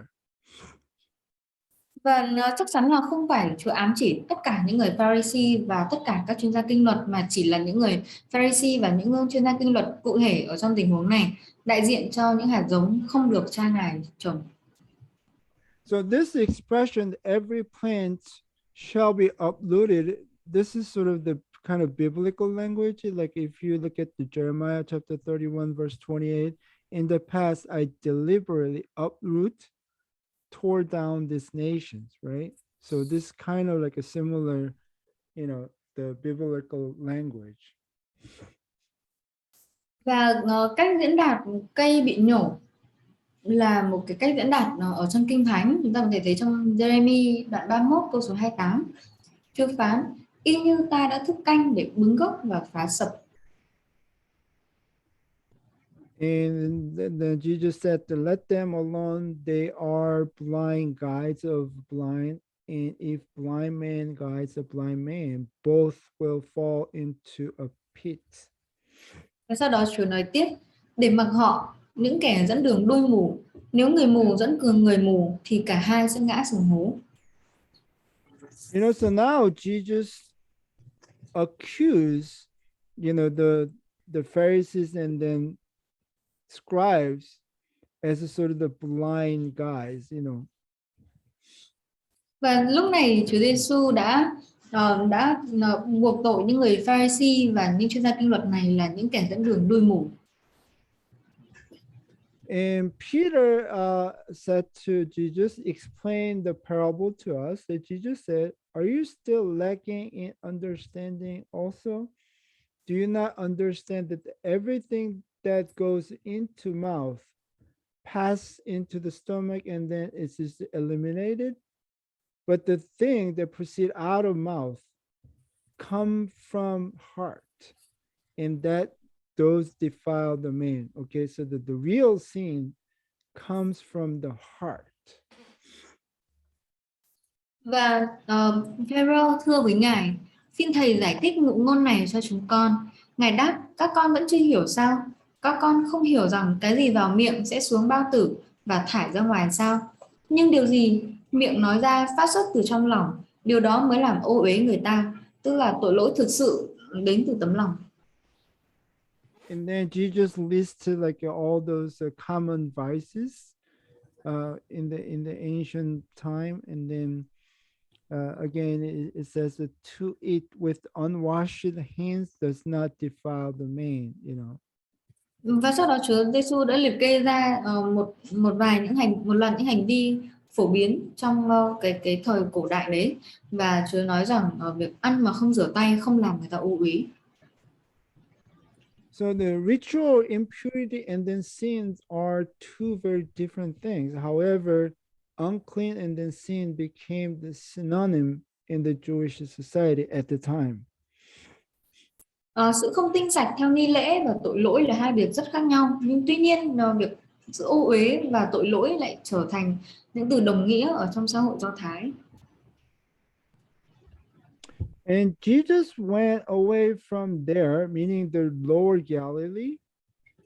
This is near the lower Galilee, and then withdrew into district of the Tyre and then Sidon. So he goes to the north. Và Đức Giêsu ra khỏi vùng đó, tức là vùng vùng hạ Galilee, đi về các miền Tyre và Sidon, đi về hướng Bắc. But at the time of Jesus, like the portion of the upper Galilee also belonged to the region of the Tyre. So it doesn't mean the actually city itself. Okay, it could be just anywhere in the sort of the upper Galilee part. Và thời của Chúa Giêsu thì một phần thượng Galilee thuộc về khu vực Tyre, nên không nhất thiết là Chúa đi đến khu vực thành phố Tyre, mà bất cứ nơi nào đó thuộc về miền Tyre này. So remember, the topic is still clean versus unclean. Okay, so he talks about what is really clean, what is really unclean. Và chúng ta cũng nhớ chủ đề ở đây đang là tinh sạch và ô uế, và Chúa nói về điều gì thực sự tinh sạch và điều gì thực sự ô uế. So according to the Matthew, it says a Canaanite woman, obviously this is unclean, from that region. Obviously this is unclean region. Okay, so we talk about unclean region, unclean woman, came out and then began to cry out, saying, "Have mercy on me, Lord, the son of David." The son of David is literally just like the King Solomon. The King Solomon is sort of the miracle healer. My daughter is a cruelly demon possessed. Again, this is the unclean status. So this is the most unclean situation. Một người phụ nữ Canaan chắc chắn là ô uế, từ vùng biên giới là khu vực ô uế đến kêu xin: lạy Chúa, con vua David. Theo truyền thống Do Thái, thì vua Salomon là người làm phép lạ chữa lành. Lạy Chúa, con vua David, xin thương xót con vì con gái của con bị quỷ ám. Bị quỷ ám cũng là một việc ô uế khốn khổ lắm. But according to Mark, actually, she was a Gentile, the Hellenist, the meaning is a Greek, of the Syro-Phoenician race. So this is very specific. The Syria and then Phoenicia, the Syro-Phoenician race. Và bà là người Hy Lạp thuộc sắc dân Syria Phoenicia. Right. So and then the Greek were the ruling citizen of the citizen class of the Syro-Phoenicia. So most likely she's like a sort of the upper class woman, and then the poor people in the countryside were taxed to support this like upper class people. Và những người Hy Lạp là tầng lớp cai trị khu vực Syria Phoenicia này, và rõ ràng là người phụ nữ này là người phụ nữ thuộc tầng lớp trên ở khu vực này, và những người nghèo ở vùng quê thì sẽ bị thu thuế để cung cấp cho người Hy Lạp giàu có ở một số thành phố này. And back to the Matthew, and then but he did not answer her a word, and his disciples came and implored him, saying, "Send her away, because she keeps shouting at us." But he answered and then said, "I was sent only to the lost sheep of the house of Israel." But the sheep came and began to bow down before Jesus and saying, "Lord, help me." Okay. But if you go to the Mark, actually, you don't see this, this phrase. I was sent only to the house of Israel, and then, she said, "Help me." Nhưng Ngài không đáp lại một lời nào. Các môn đệ lại gần xin Ngài: xin Thầy bảo bà này về đi, vì bà ấy cứ theo sau chúng ta kêu van mãi. Ngài trả lời: ta chỉ được phái đến cho những con chiên lạc mất của nhà Israel mà thôi. Người đàn bà tiến đến quỳ xuống thưa: lạy Chúa, xin cứu giúp con. Việc này không không được ghi chép ở trong Mác đoạn 7. Giờ cụ thể là ở Mác 7 không có nói đến cái câu mà ta chỉ được phái đến, và bà này nói xin cứu giúp con. So if she's really from the upper class, you know, I mean, we can feel her desperations from the Matthew's descriptions, right? She just like I say, bow down before him and then say, "Help me." Và người đàn bà này đến từ tầng lớp cao quý. Và theo ghi chép của Matthew thì chúng ta có thể thấy được cái trạng thái khẩn khẩn nài của bà khi bà nói, khi bà quỳ xuống và bà nói rằng xin cứu giúp con. And Jesus' answer said, "It is not good to take the children's," this is the metaphor for Israel, "children's bread and then throw it to the dogs." Actually, calling someone a dog was a serious insult. Okay, it's now, but even in the ancient time, it's the same. It's very serious. The meaning is that Jews are the primary target, primary aim for Jesus. Nhưng Ngài đáp: không nên lấy bánh của con cái, tức là ẩn dụ đến người Israel, quăng cho chó con. Việc gọi ai đó là chó là một lời xúc phạm rất nghiêm trọng, không không chỉ là trong thời hiện đại này mà còn nghiêm trọng hơn ở trong thế giới cổ đại. Và như thế Chúa đang muốn nói đến mục đích chính của Ngài, đấy là người Do Thái. But she says, "Yes, Lord, but even the dogs feed on the crumbs which fall from their master's table." Okay, so it really implies the faith. She suggested just a few crumbs would be enough for her daughter to be healed. Người đàn bà thưa: lạy Chúa, đúng vậy, nhưng chó con cũng được ăn bánh vụn từ bàn chủ rớt xuống. Vậy điều này, lời đáp của bà ngụ ý đến đức tin, và bà nói rằng chỉ một vài miếng bánh vụn thôi là cũng đủ để con gái của bà được chữa lành. And that's enough for Jesus. Jesus is impressed. Then Jesus said to her, "O woman, your faith is great. It shall be done for you as you wish." And her daughter was healed at once. Điều đó là đủ với Chúa Giêsu. Ngài rất ấn tượng. Đức Giêsu bảo người: này, con có đức tin lớn thật. Sự việc phải xảy ra như ý con muốn. Ngay giờ đó, con gái của người ấy được chữa lành. So remember that Peter, failed walk on the water, right? And then Jesus said like a little faith. Và Right? chúng ta nhớ khi mà Phêrô bị chìm, khi mà ông không bước đi được trên mặt nước biển nữa, và Chúa nói rằng ông có ít đức tin. So, but here we have unclean woman in unclean regions, unclean daughter with the unclean, demon, right? But Jesus said that her faith is great. Nhưng mà tại đây với một người phụ nữ ô uế ở tại một khu vực ô uế, có một người con gái ô uế và bị uế linh, bị uế linh ám, và Chúa khen người phụ nữ này có đức tin lớn thật. And according to Mark, because of this answer, the demon has gone out to, immediately. Và trong Mác đoạn 7 điều 29 nói rằng Chúa bảo bà đã nói thế thì hãy về đi, quỷ đã ra khỏi con gái bà rồi. And departing from there, meaning is a Tyre somewhere. And then Jesus went along by the Sea of Galilee. So Sea of Galilee is on the south. So he somehow came down, okay? Having gone up on the mountain, and he was sitting there, somewhere mountain, but we don't know exactly, where. Đó là từ Tyre, Đức Giêsu đi đến ven biển Galilee.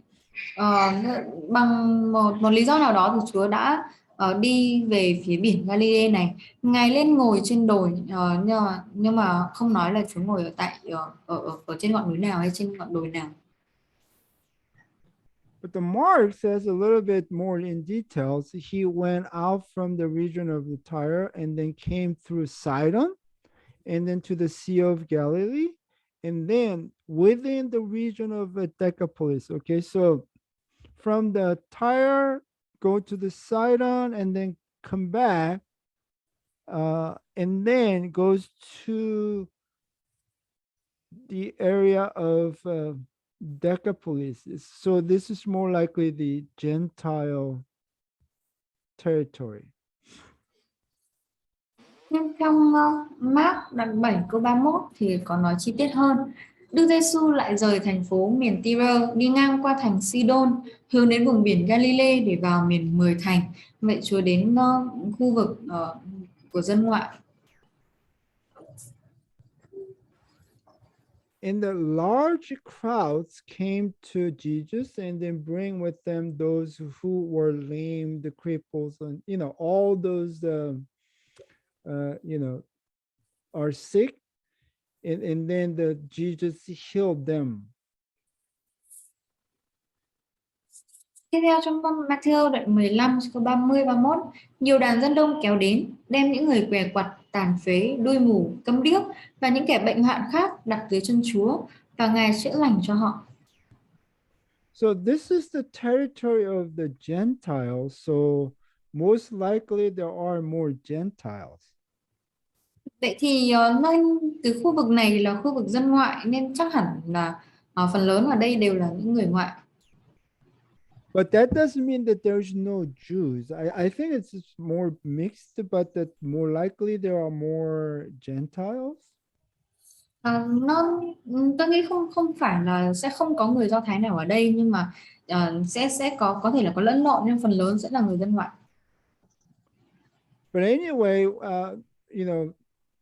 when Jesus healed them, the crowd marveled as they saw the mute speaking and the crippled, the restored, the lame walking, the blind seeing. So they glorified the God of Israel. Nhưng tuy nhiên Chúa đều chữa lành cho họ. Vì thế đoàn dân kinh ngạc khi thấy người câm nói được, kẻ tật nguyền được lành lặn, người què lại đi và kẻ mù thấy được, nên họ tôn vinh Đức Chúa Trời của Israel. According to Mark, again, that Jesus gave them orders not to tell anyone. But the more he ordered them, the more widely they continued to proclaim it. Okay, so wherever Jesus goes, he healed many people, and then he said, please do not tell anyone. But as time goes, the news spread out even more, even wide area. Ngài cấm dân chúng không được thuật chuyện đó với ai, nhưng Ngài càng cấm họ lại càng đồn ra. Để sau khi Chúa chữa lành cho một người thì Chúa nói với họ là đừng nói cho ai cả. Nhưng mà sau đó thì họ vẫn nói, và càng ngày thì Chúa càng biết đến ở rộng khắp hơn. And Jesus called his disciple to him and then said, I felt compassion for the people because they have remained with me now for 3 days. Okay. And then have nothing to eat. And I do not want to send them away hungry, for they might faint on the way. The Mark says even some of them have come from a great distance. Okay. So that, there's no way they can go back home quickly. Đức Giêsu gọi môn đệ đến bảo: ta cảm thương đoàn dân này vì đã ở với ta 3 ngày rồi mà không có gì ăn cả. Ta không nỡ tâm để họ đi về bụng đói, bị xỉu dọc đường chăng? Mark cho chúng ta biết rõ hơn là có một số người từ xa đến, vậy nên nếu mà để họ quay về thì họ sẽ không thể về nhà ngay lập tức được.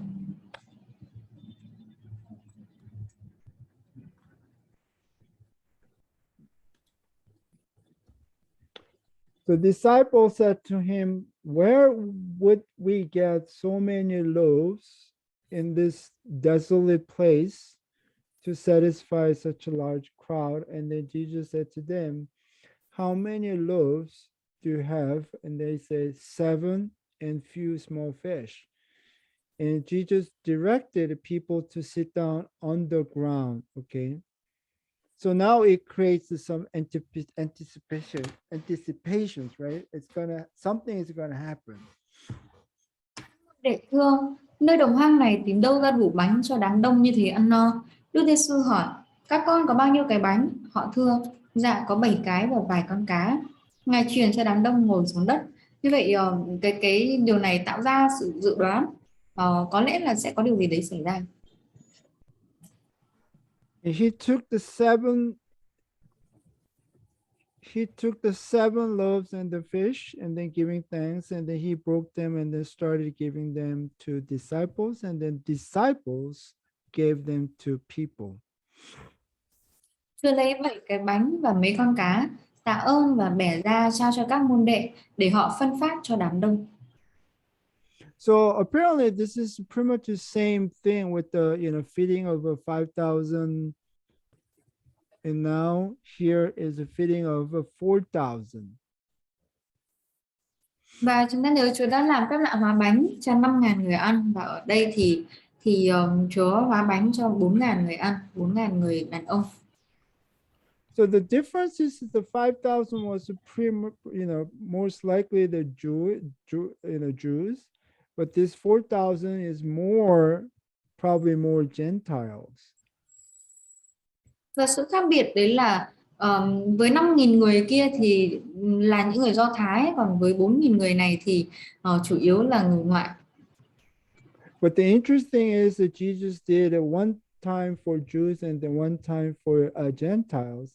And the meaning is, I am the bread of life, right? Và So điều thú vị đấy là Chúa làm phép lạ cho cả người Do Thái và cho cả dân ngoại, và thông điệp chính Chúa nói rằng ta là bánh sự sống. So he is the life for Jews, he is the life for the Gentiles. Ngài là sự sống đó cho người Do Thái và Ngài là sự sống cho dân ngoại. And then there's a Gentile woman was the bridge in between.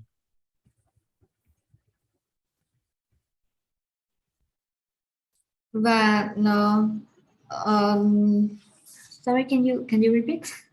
Yeah, I mean this Gentile woman, remember the previous story, was the bridge between the feeding of 5,000, feeding of 4,000. Và người phụ nữ người phụ nữ là người ngoại ở cái phép lạ trước đó là người Hy Lạp. And then the main message was the faith here. Và thông điệp chính đó là về đức tin. But what kind of faith? Vậy thì loại đức tin nào? Again, so far there's no concept of the Jesus as a savior. Okay. Một lần nữa thì chúng ta nhắc lại là cho đến thời điểm này vẫn chưa có khái niệm Chúa Giêsu là đấng cứu thế. So far the message is that Jesus is a God's agent. Jesus gives gospels, good story, good news. Đến thời điểm này thì Chúa Giêsu vẫn được hiểu là đại sứ của Đức Chúa Trời, là người mang phúc âm, người mang sứ điệp về nước Đức Chúa Trời. So still the main focus is the repentance, and then trust what Jesus say. Và điều trọng tâm vẫn là về sự ăn năn và tin điều Chúa nói. And then here, and they all ate, were satisfied, and then they pick up what was left over. There's again the broken pieces. Tất cả đều ăn no nê, số bánh vụn thu lại. Thì ở đây họ cũng thu lại những cái bánh vụn. I shared about the interesting story from the the Messianic Jews, the rabbi, right? This is broken pieces is about the tithe concept. Và trước đó thì tôi có chia sẻ câu chuyện của vị Rabbi Do Thái. Những cái bánh vụn này được sử dụng để dâng hiến. So the problem is this 4,000 is probably more Gentile. And do they practice tithe? Nhưng vấn đề là 4.000 người này là dân ngoại, thì liệu họ có giữ cái lệ dâng hiến này không? So that story may, fit well for the feeding of 5,000, but it may not fit into this feeding of 4,000. Vậy nên cách giải thích dùng để dâng hiến thì có thể sẽ phù hợp với câu chuyện Chúa hóa bánh cho 5.000 người ăn, nhưng mà với 4.000 người này thì có lẽ nó sẽ không phù hợp. So for that reason, I don't know whether that explanation is a really good one, because it doesn't fit into this 4,000. Nên vì lý do đó nên tôi nghĩ cái lời giải thích kia nó không hẳn là một lời giải thích hợp lý.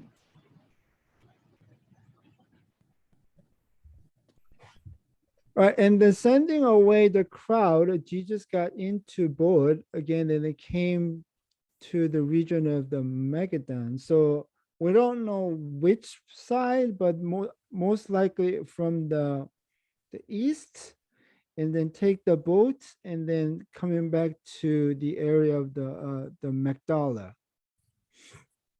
Sau khi truyền cho đám đông ra về, Ngài lên thuyền đi đến bờ cõi Magadan.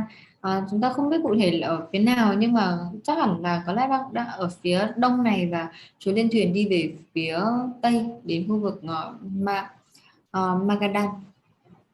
But the Mark says that it was a name, like a different name, Dharmanyutha. But actually, if you look at the map, they are close to each other.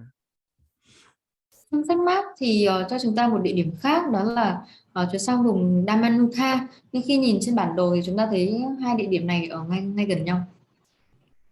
And then both cities just like, under this cliff, so they're close to each other.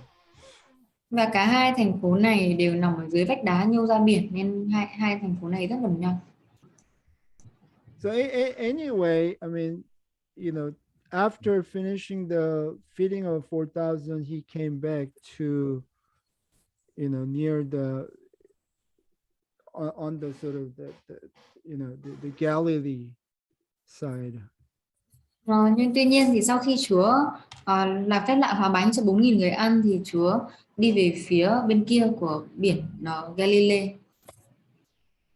So here the important story is like the Jesus becomes the life of bread of life for the Jews, and then for the Gentiles, and also what is required? Faith. Và chốt lại thì thông điệp chính ở đây đó là Chúa Giêsu chính là bánh sự sống cho cả người Do Thái và bánh sự sống cho cả dân ngoại, và điều cần để nhận được đấy chính là đức tin. And also, over time, we see that Jesus revealed his identity, divine identity, and more. Và càng ngày chúng ta càng thấy Chúa bày tỏ bản tính thiên thượng của Ngài càng rõ hơn. All right, so that ends the chapter 15, and that's all for today. And if you have a question, I'll take the questions. Otherwise, it's gonna be end. Vậy thì chúng ta đã đến phần khép lại chương số 15. Mọi người có câu hỏi nào không ạ? Nếu không có thì chúng ta sẽ kết thúc bài học ở tại đây.